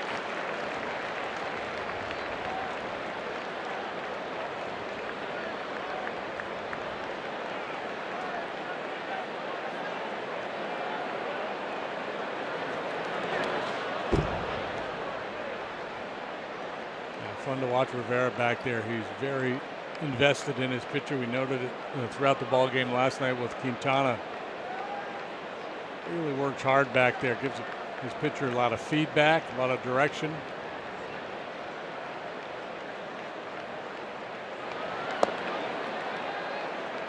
Adams actually played 22 games with Tennessee last season, 7 with Iowa.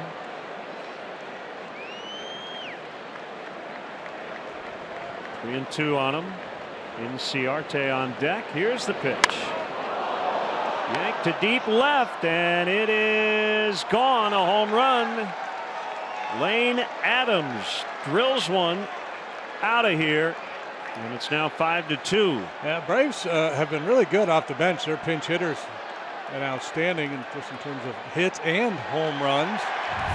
This is what you might expect more out of Matt Adams than Lane Adams, who's a real speed guy, but that time the changeup stayed up. Belt high, didn't have that good action, and Kyle paid the price for it.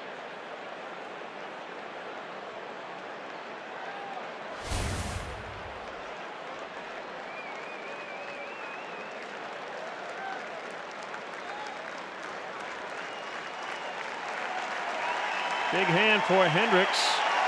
He'll exit with a 3-run lead, and we'll be right back.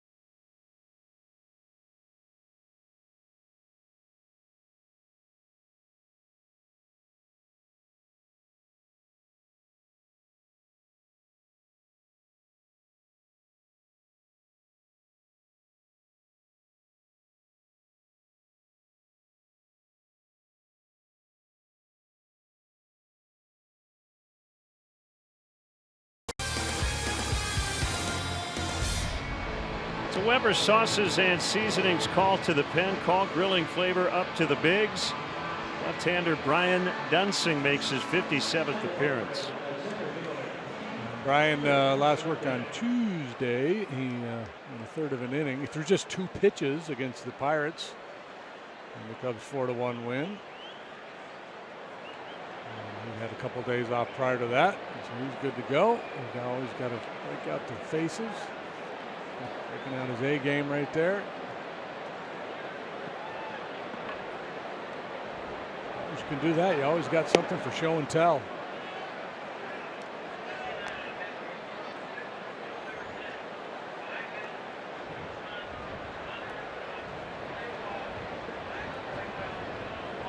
(5-2) ball game here in the 7th. 1-0 pitch. Inciarte fouls it off. 6 2/3 for Kyle tonight. 5 hits, 2 runs, 1 of which was earned. 3 walks. They came early and punched out 5. Bunch of outs on the ground, as is typical with Kyle. Last time out, not so much. Got a lot of pop-ups, lazy fly balls in that start against the Phillies.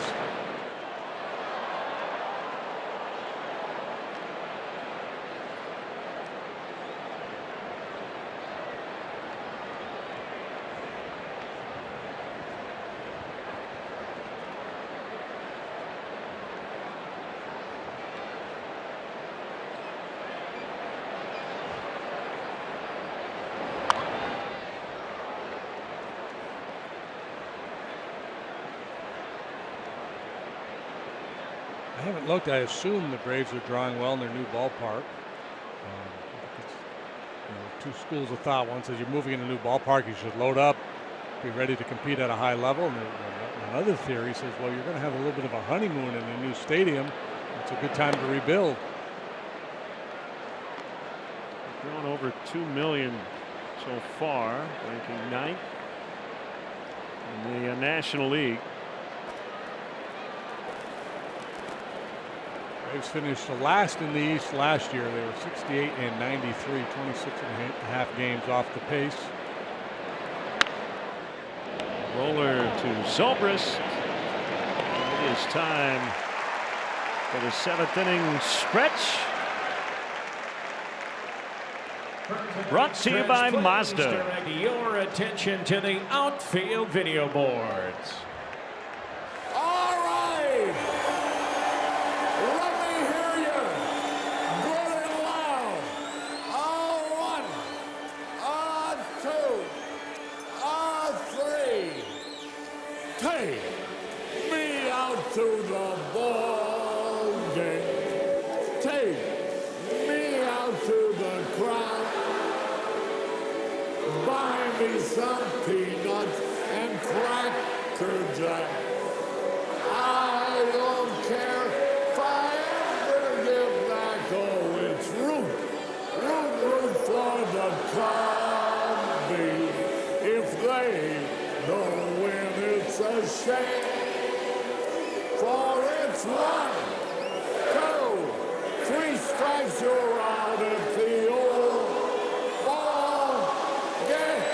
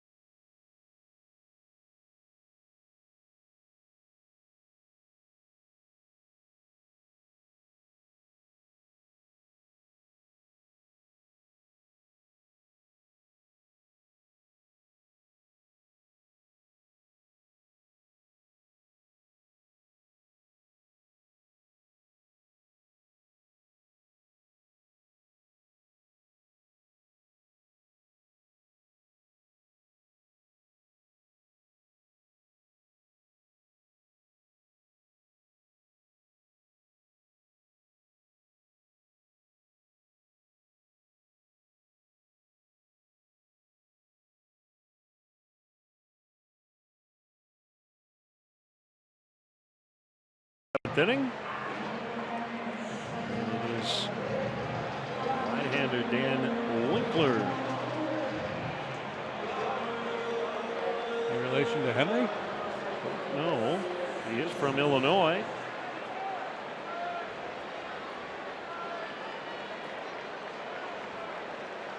He is from Effingham, Illinois. And there's a fastball strike. He'll go 94 with a heater, a slider, and a changeup. Pitched at Parkland College in Champaign and the University of Central Florida in Orlando.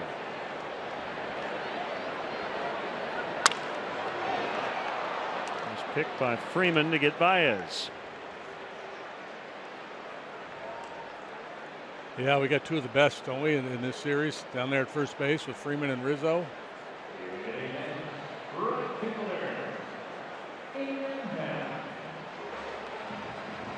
Funny, years ago, I used to think of the first baseman as kind of big, plodding guys, you know, not very nimble. You think about the first baseman in the National League, these two cats, Votto, Goldschmidt, Brandon Belt, they can all pick it.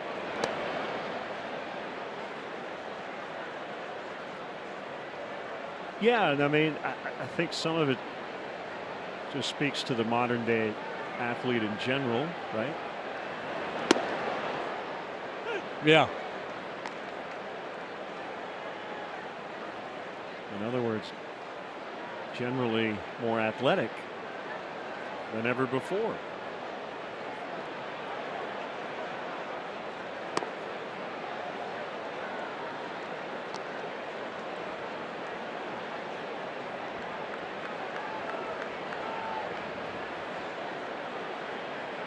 Two balls and a strike to Ian Happ.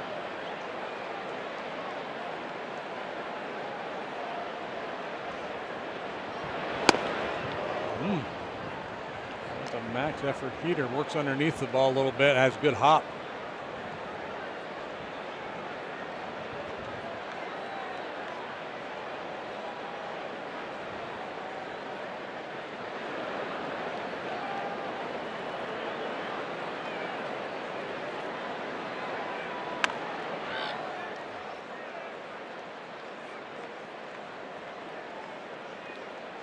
Henrys Morales has 3 home runs tonight.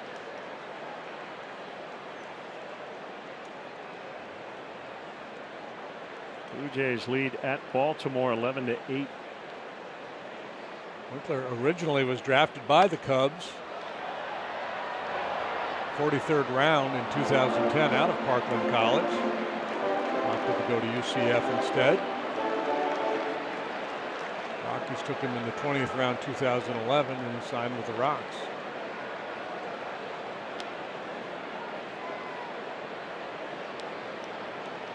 Braves got him in the Rule 5 draft 2014. And strikes out Happ. 2 outs, it'll be Rivera.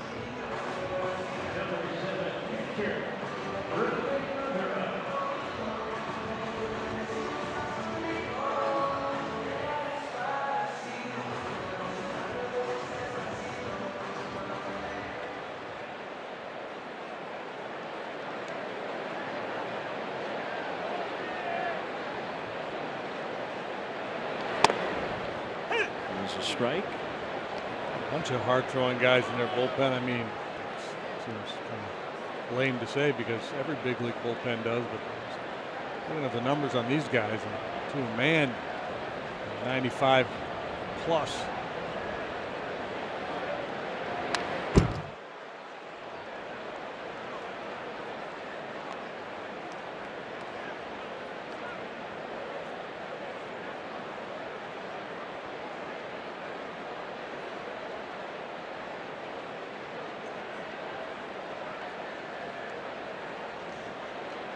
Day games the rest of the weekend before we head off to Pittsburgh for Labor Day.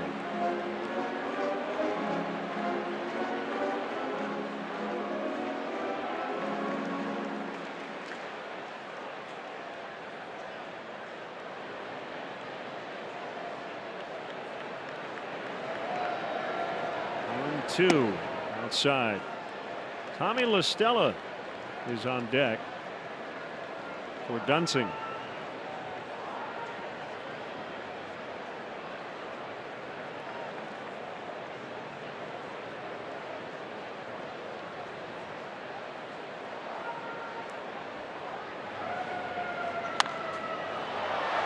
Knocked him up, foul territory over near the Braves dugout. No play for Freeman. You see the note about La Stella. The Cubs have been doing some extra work these last couple of days getting set for the stretch run, and I guess Tommy was a little too close to home plate during one of the drills, and Joe Madden said, hey Tommy, you maybe move back a few steps. He said a month ago it wouldn't have mattered because you never play. I don't want you to get hurt now. Started 4 games in a row.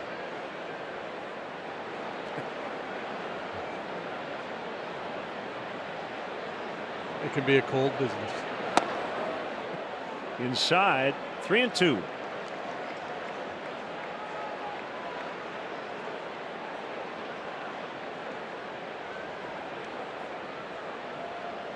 It's not just a blanket statement. Here it is. So Rivera on for the 3rd consecutive time.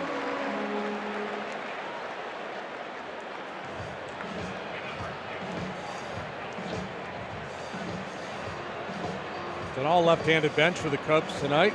Tommy, Avila, Hayward, and Schwarber. Stella, a former Atlanta Brave.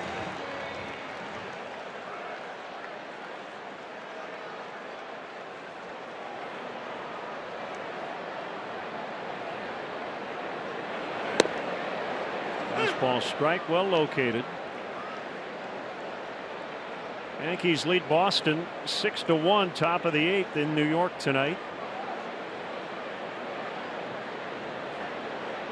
Red Sox 5.5 up on the Yankees in the American League East going into that big 4-game weekend set. Yankees leading the wild card. They don't have a big margin for error in either race.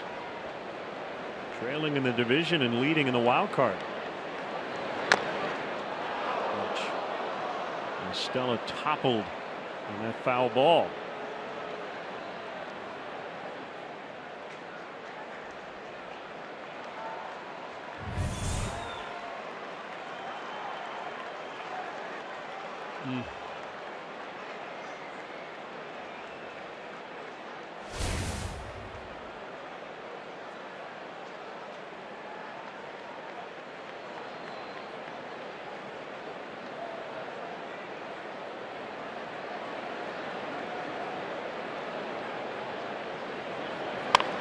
Ground ball toward the middle, right near the bag at second. It's played by Swanson. And he gets LaStella. We go to the 8th. Cubs 5, Atlanta 2.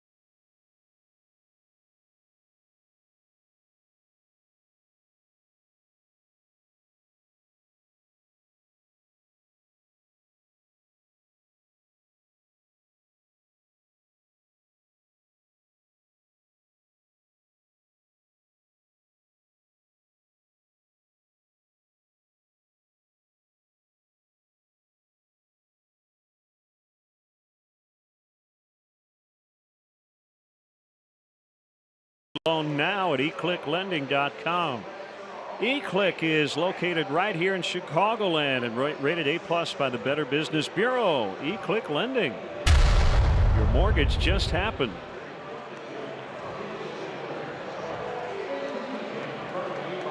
The former Brave into the game for the Cubs, Jason Hayward. Carl Edwards Jr. will pitch here in the 8th. Carl on for the 60th time. He's got a 3.38 ERA. It's been trending in the right direction over the last handful of appearances. After going through a bit of a rough patch, he seems to have things back on track. Minuscule batting average against 126.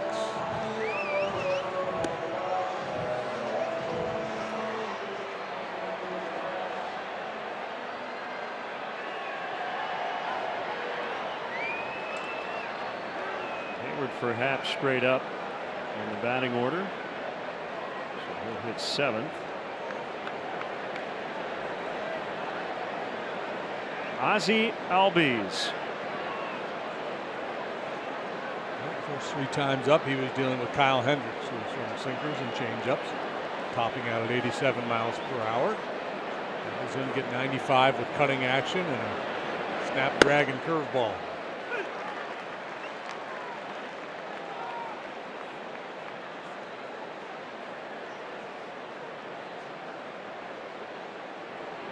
Freeman and Kemp to follow. Bryant in on the grass at 3rd.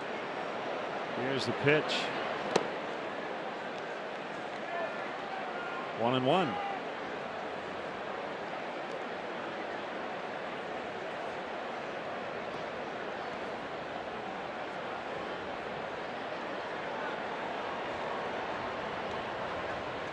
Albies called up the beginning of the month from AAA Gwinnett. The International League. At the time of his recall, he was leading the International League in hits and triples.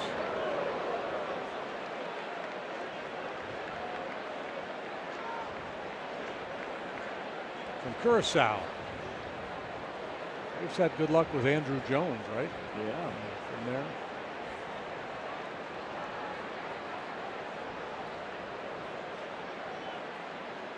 2-1 from CJ is high. 3 balls and a strike.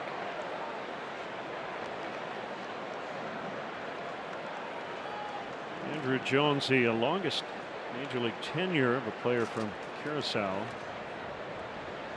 17-year major league career. I want to say he was 19 when he made his debut. Played in the World Series. Remember, he had a couple home runs in one World Series game. I think the first to do it since, or the youngest to do it since Mickey Mantle. Man, could he play center field?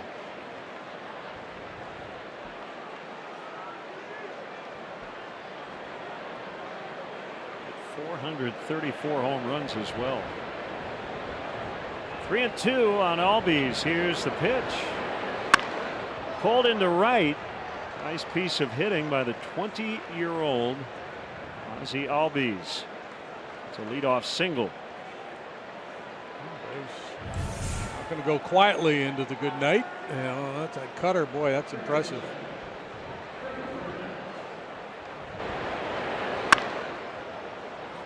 It's actually a little bit easier to handle when it's down like that as opposed to up in on the hands.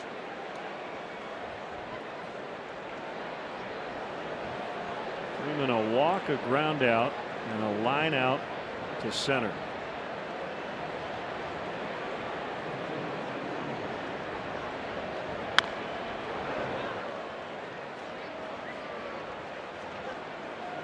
Is Andrew Jones a Hall of Famer?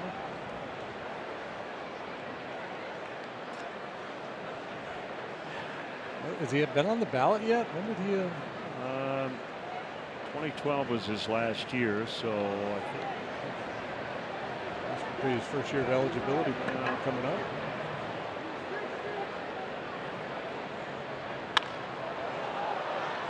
This will be a big out to get Freeman.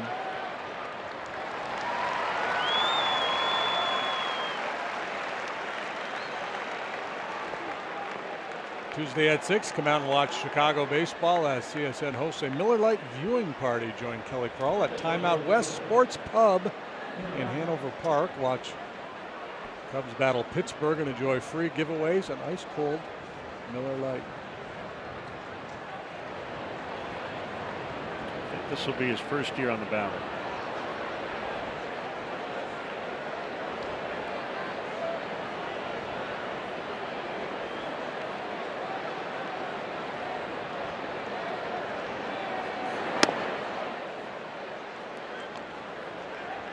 They have similarity scores in terms of offense. The #1 comp, similar batter, Dale Murphy.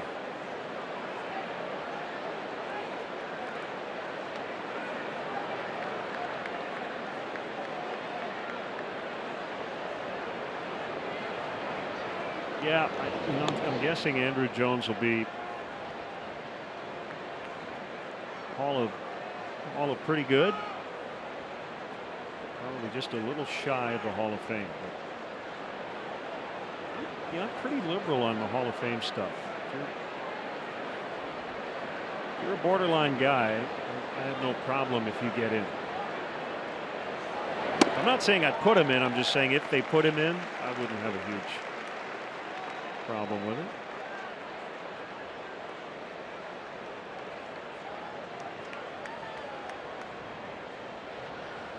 Yeah, I'm kind of intrigued by his candidacy. I'd like to hear what the writers have to say.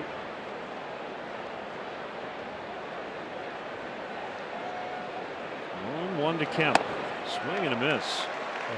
Not that this is ever justification for putting a guy in, but I guarantee he's better than a whole lot of guys that are already in there.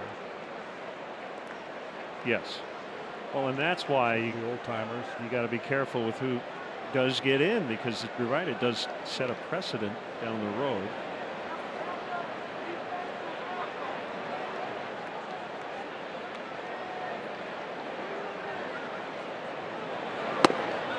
Swing and a miss, strike 3 for out number 2. Albies still at first base, and it'll bring up Markakis. 4 night for Matt Kemp. Started with a strikeout and likely will end with a strikeout.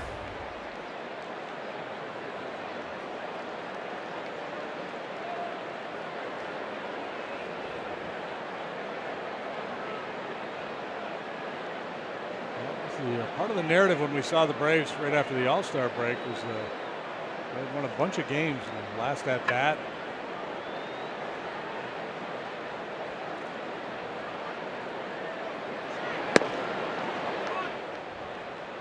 Yeah, that's a good pitch.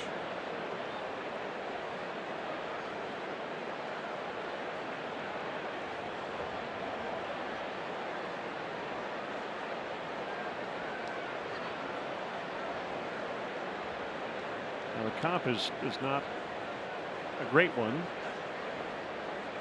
I just looked up just because of the skill sets.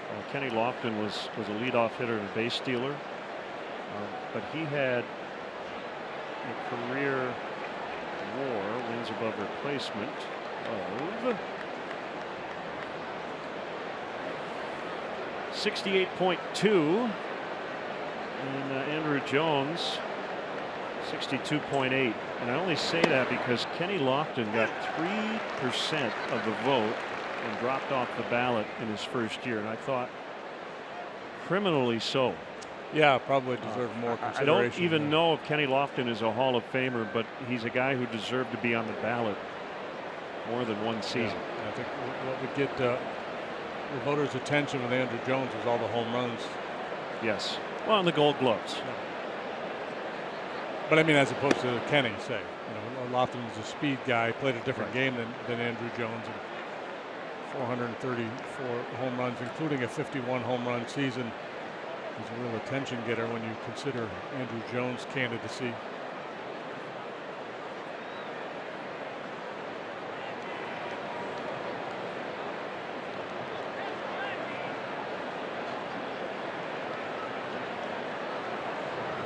Three and one on Markakis, and he walked him, and that's going to bring the tying run to the plate.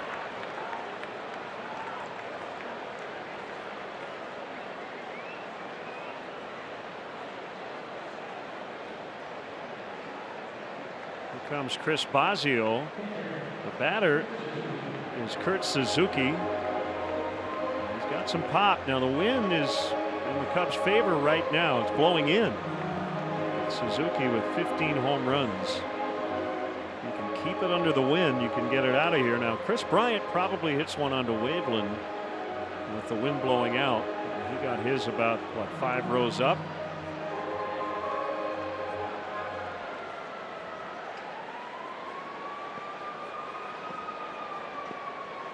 Yeah, I think cut her away. It's going to be tough for Suzuki to do anything with that pitch. If he were to hang him a breaking ball, that's where you might run into some trouble.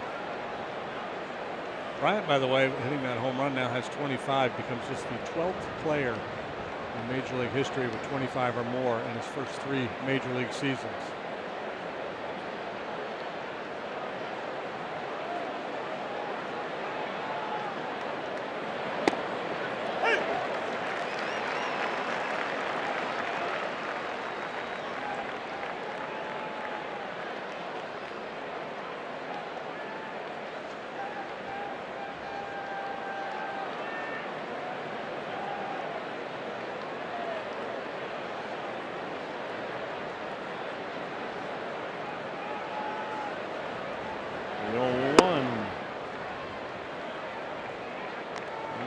Strike.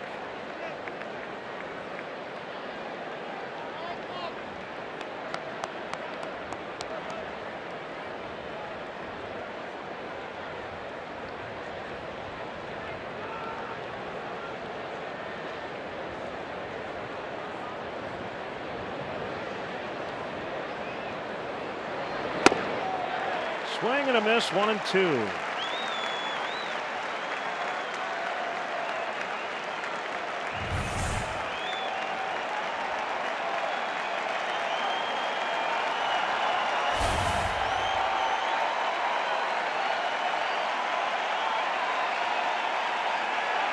$38,031 in the ballpark tonight.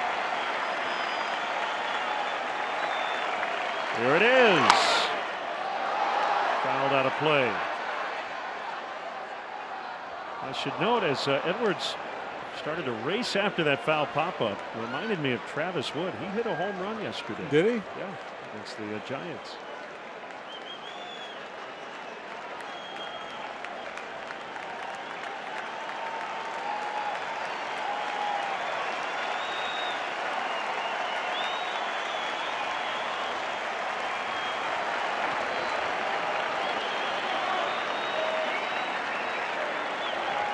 First and second, 2 outs, 5-2 Cubs lead, 8th inning. Another 1-2. In the air to left. John Jay's got it. Bottom of the 8th. Cubs still lead by 3.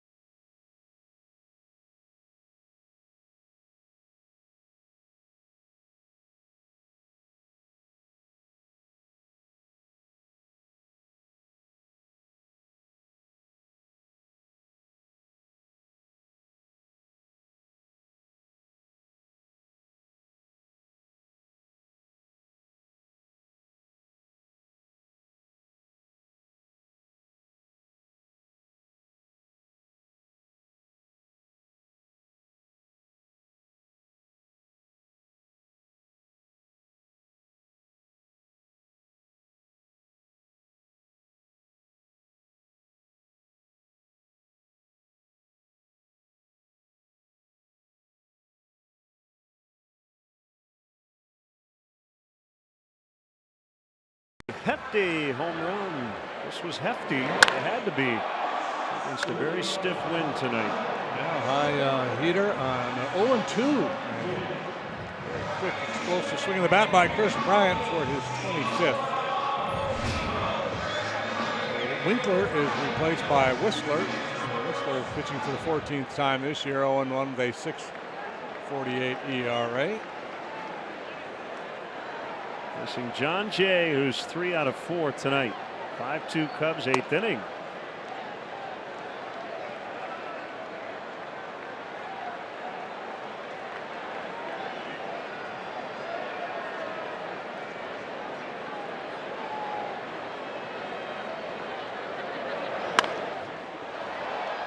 Rolled into the upper deck. Whistler's mother or Whistler's grandmother? The painter. What's that? The painting, the famous painting, Whistler's mother, Whistler's grandmother. I'm not familiar.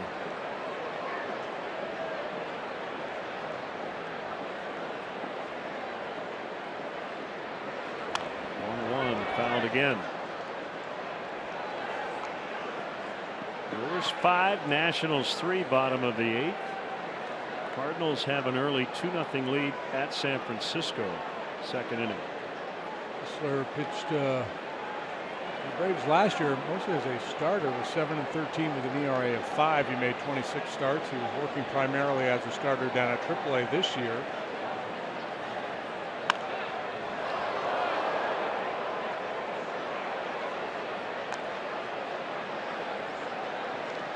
His mother, Whistler's mother, famous painting.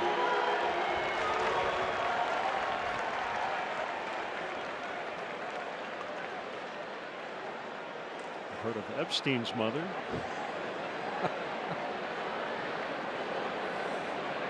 Whistler's mother was painted by Whistler. Not surprisingly. A painting of his mother. Yeah.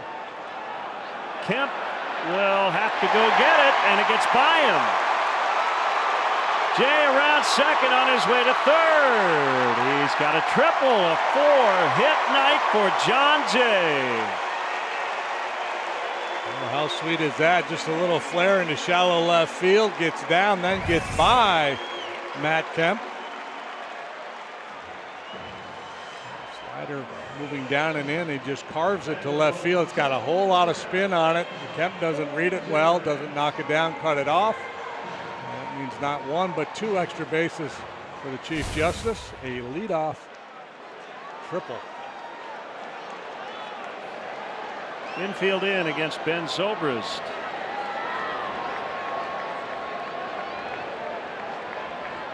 Maybe looking to swing early. It's a strike on Zoe. 0 for 2. He has laid down a sac bunt, has walked, and has scored.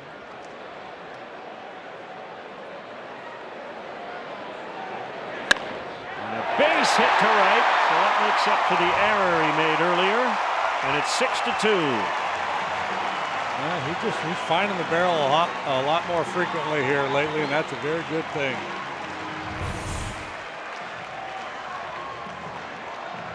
Beautiful swing of the bat.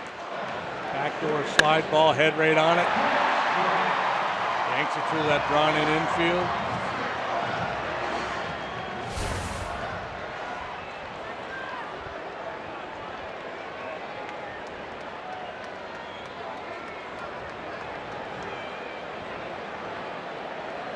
Pitch to Bryant. Called strike.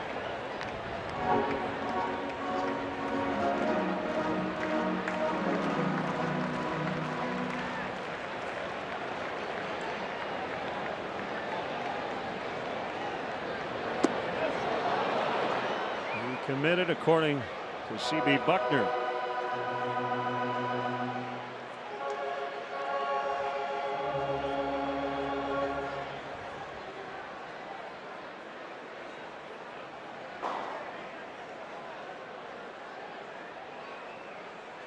Left-hander Justin Wilson up in the Cubs bullpen. Much better here as of late. In his first few outings as a Cub.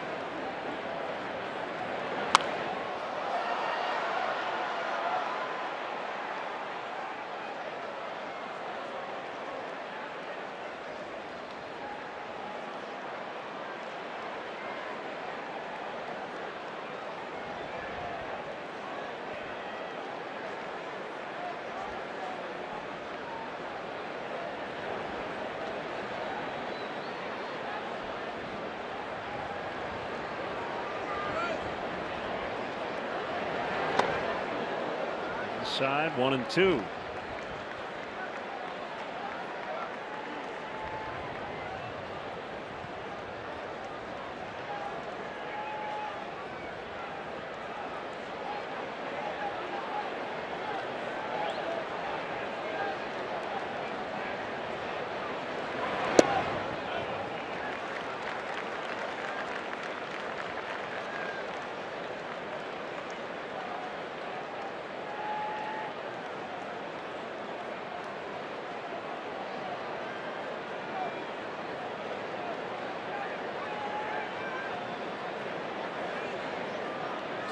Two on the way.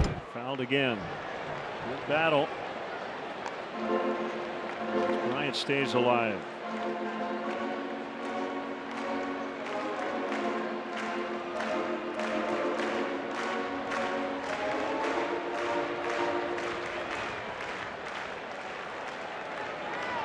Cubs trying to get Kyle Hendricks his second consecutive win. Very good again tonight. Markakis will haul it in. Bryant is out. And for Kyle, there was a stretch there where he was pitching well but was not picking up wins. A lot of no decisions. Run support just wasn't there for them. A couple short starts.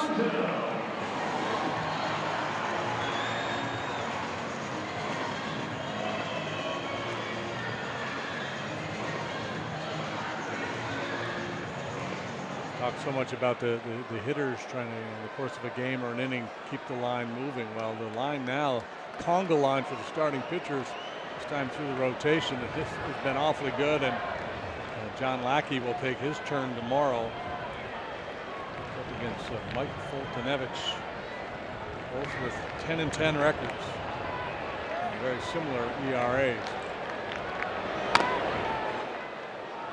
Foul by Rizzo.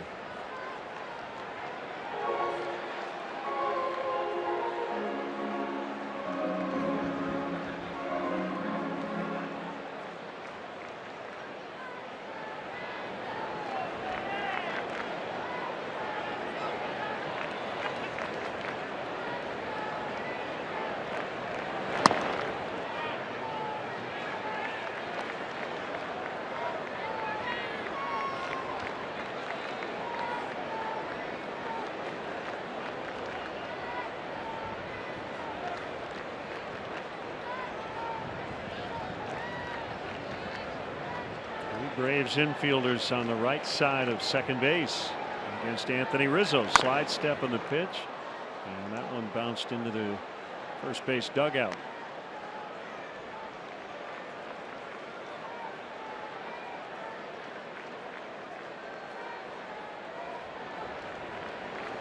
Cubs putting up 6 runs again.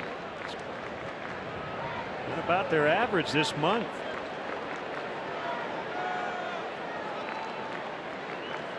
Actually averaging over 6.5 runs per game in August.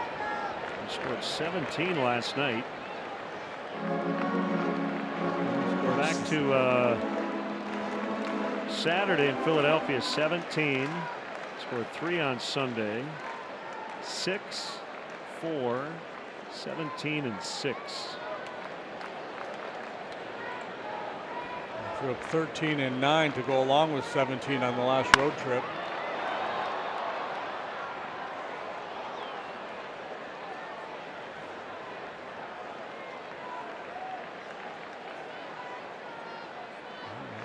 Always score a bunch of runs when they play the Reds.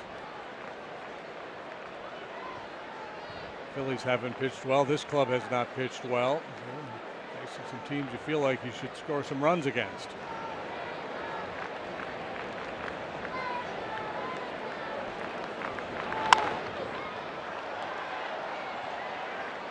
Tell you what, though, I like Newcomb. I like that young left-hander. This is our second look at him, and he's better tonight than he was in Atlanta, but stuff-wise, certainly above average. Just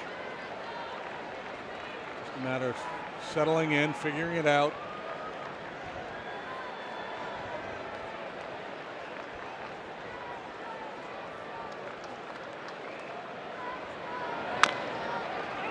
Criminal backhand. They'll get one. Relay late.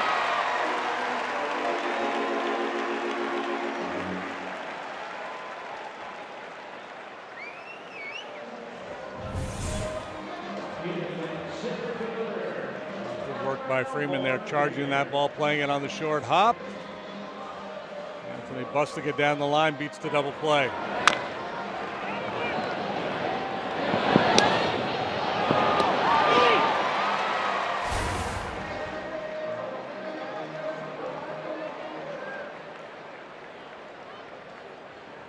Almora Jr. 1 for 3 with a walk. And 5th tonight.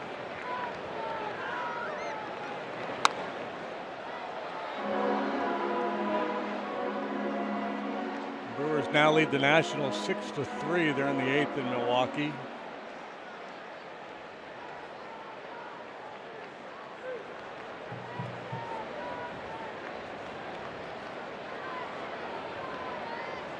Gonzalez gave it up a little bit tonight. 6 innings, 5 runs allowed. Into that game with what, a 240 on the year. Yeah, he's been really good. Beneath the radar with Scherzer and Strasburg over there. Strasburg threw a complete game shutout yesterday. Gio's been lights out. Zach Davies, 7 innings, 2-run ball for the Brewers. He's been awfully good too. Almora strikes out. Cubs done in the 8th. They do add to their lead. It's 6-2 as we head to the ninth.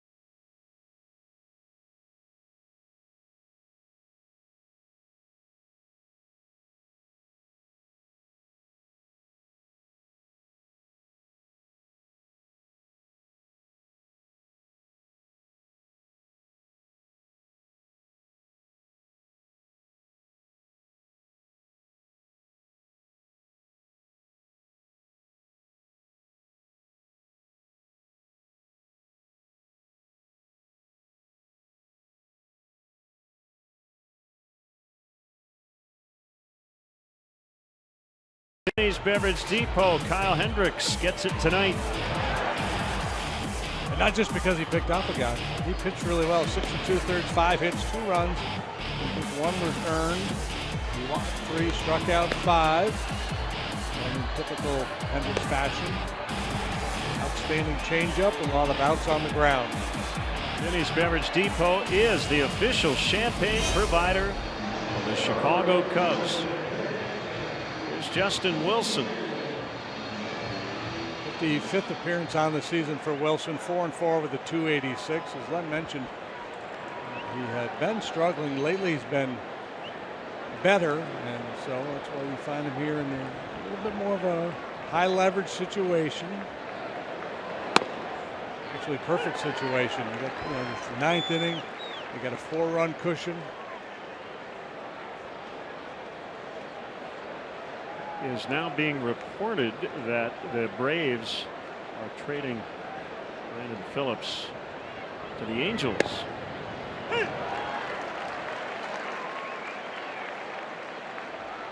Phillips was in the original Braves lineup tonight and scratched less than an hour, I believe, before the first pitch, and then rampant speculation began. It used to be that the player had to be in with the team in the city by midnight in the day of the trade deadline. That's no longer the case now. The trade just has to be done. Freddie Lynn back in 1988 was traded to the Tigers and didn't get there in time, so he was not eligible for the postseason.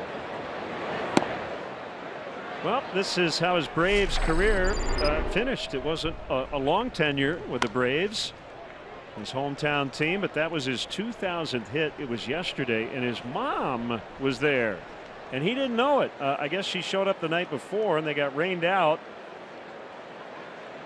So Brandon's mom, Lou, was there, and he was tickled that she was there. Very, very cool. So he'll head to the Angels on a 14-game hitting streak. Angels are going for it, huh? Upton earlier today, Justin Upton. They lost Cameron Maben to the Astros on a waiver claim.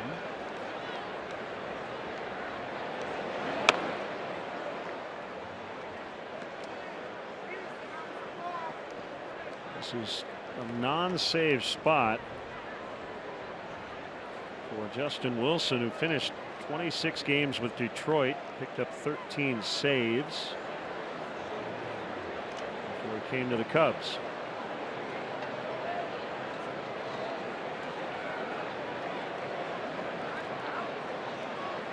There's 3-2. Called strike 3. Emphatically.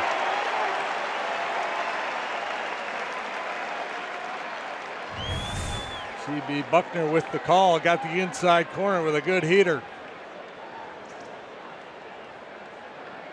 Right cross delivered.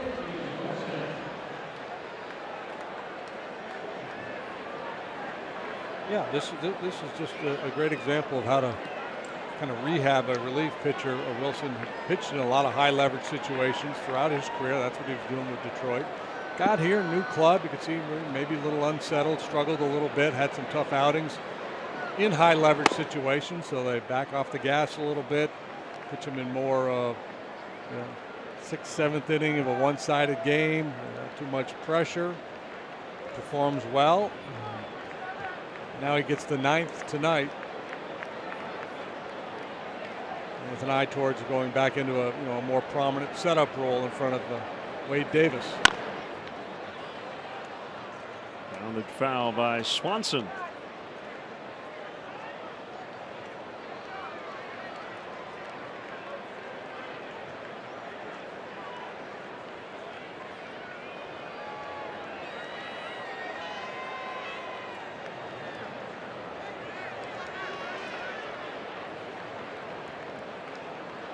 Matt Adams on deck. So he might have a chance to make the final out on his birthday. Matt Adams turning 29 today.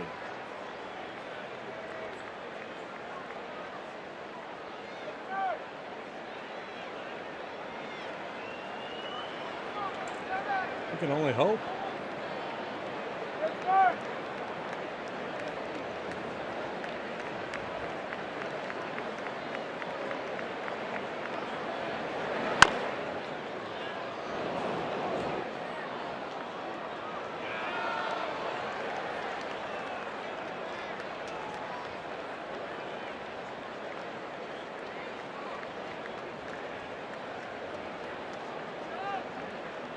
The process by which Swanson got his number 7 with the Braves, but when you consider the long history of their franchise, you give a young shortstop a number 7, feels like you expect him to be around a while, right? That's a pretty good number. Yeah.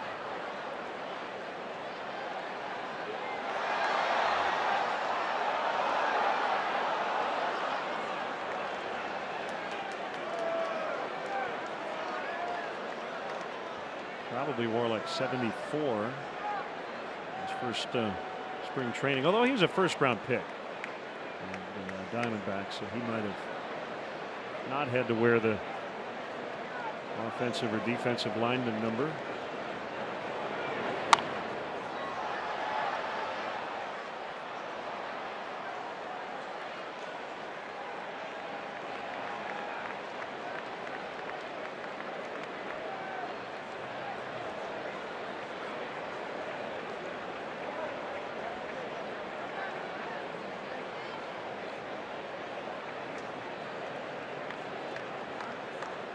One and two on the Braves shortstop. One out, 9th inning. Cubs lead 6-2. Here's the pitch.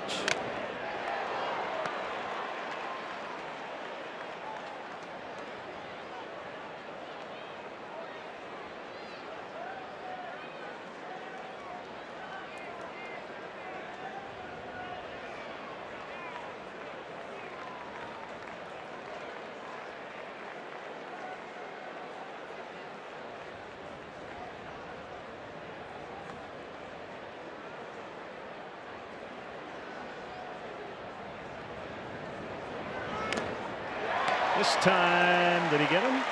Nope, Nope, got foul a piece ball. of it, yeah. He's hanging by a thread here.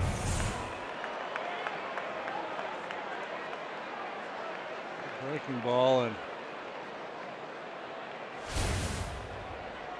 recall his last at bat, he struck out on a bounce changeup.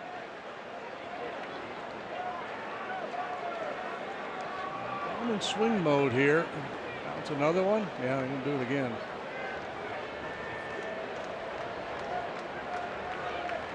And this time he got him. 2 gone. Good work by Rivera. Good recognition. I saw him Slap the dirt with his glove, telling Wilson, go ahead, bury it, throw it down in the dirt. He's going to swing.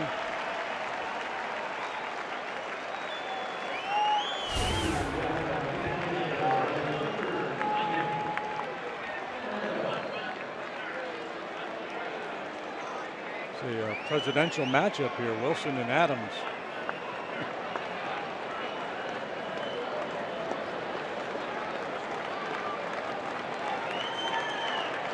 Lefty-lefty matchup as well. The pitch.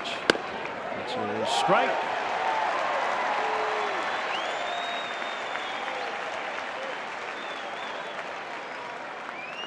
Adams was swinging such a hot bat earlier when Freddie Freeman came back in July from the DL. He played some third base. Keep Adams' bat in there. 0-2. Adams is, when he first came into the league, he was a big, powerful guy, but more of a line drive type hitter. He's retooled his swing a little bit. He gets more loft now and showing up in the home run numbers.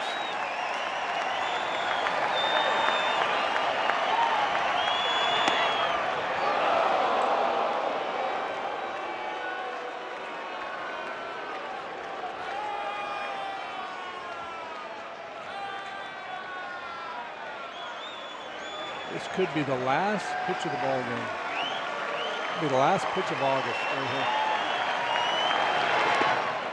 Or it might not be.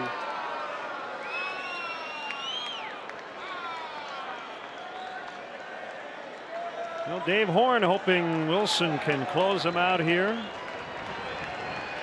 Dave retired today after over 42 years working for the Department of Defense. Congratulations, sir. 2 balls, 2 strikes, and the pitch. And we'll do it again.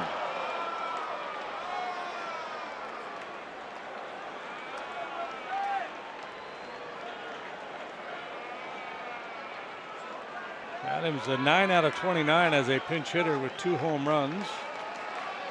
The Lane Adams home run was the Braves' 9th pinch hit home run. I believe that leads Major League Baseball. Swing and a miss. Nice Wilson job. strikes out the side. Cubs win 4-0 to start the homestand. Yeah, very nice. After a disappointing road trip in which they only went 3-3 against the Reds and the Phillies, they come back home, continue their winning ways. They had swept Toronto to finish off the last homestand, so they dispatched Pittsburgh and now take game 1 of this series against the Bravos. And, similar formula, outstanding starting pitching. Not the blowout win, but solid offensive night with 6 runs going up on the board.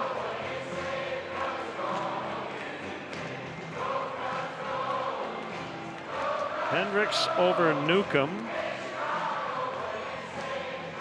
A nice finish to the month of August.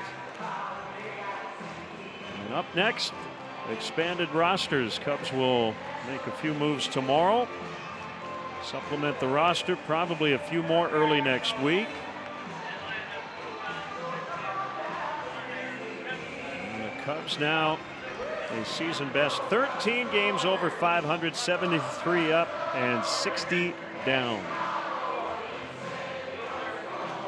Our On the Diamond interview is presented by James and Sons Fine Jewelers. Kelly. All right, well, Renee, let's talk about your battery mate tonight. How do you assess the performance from Kyle tonight? It was great. I think at the beginning, the first inning, a little rough, but he keep his composed and he keep fighting there, keep locating the ball. Using his changeup is his best pitch, and he battled through it and he did a nice job.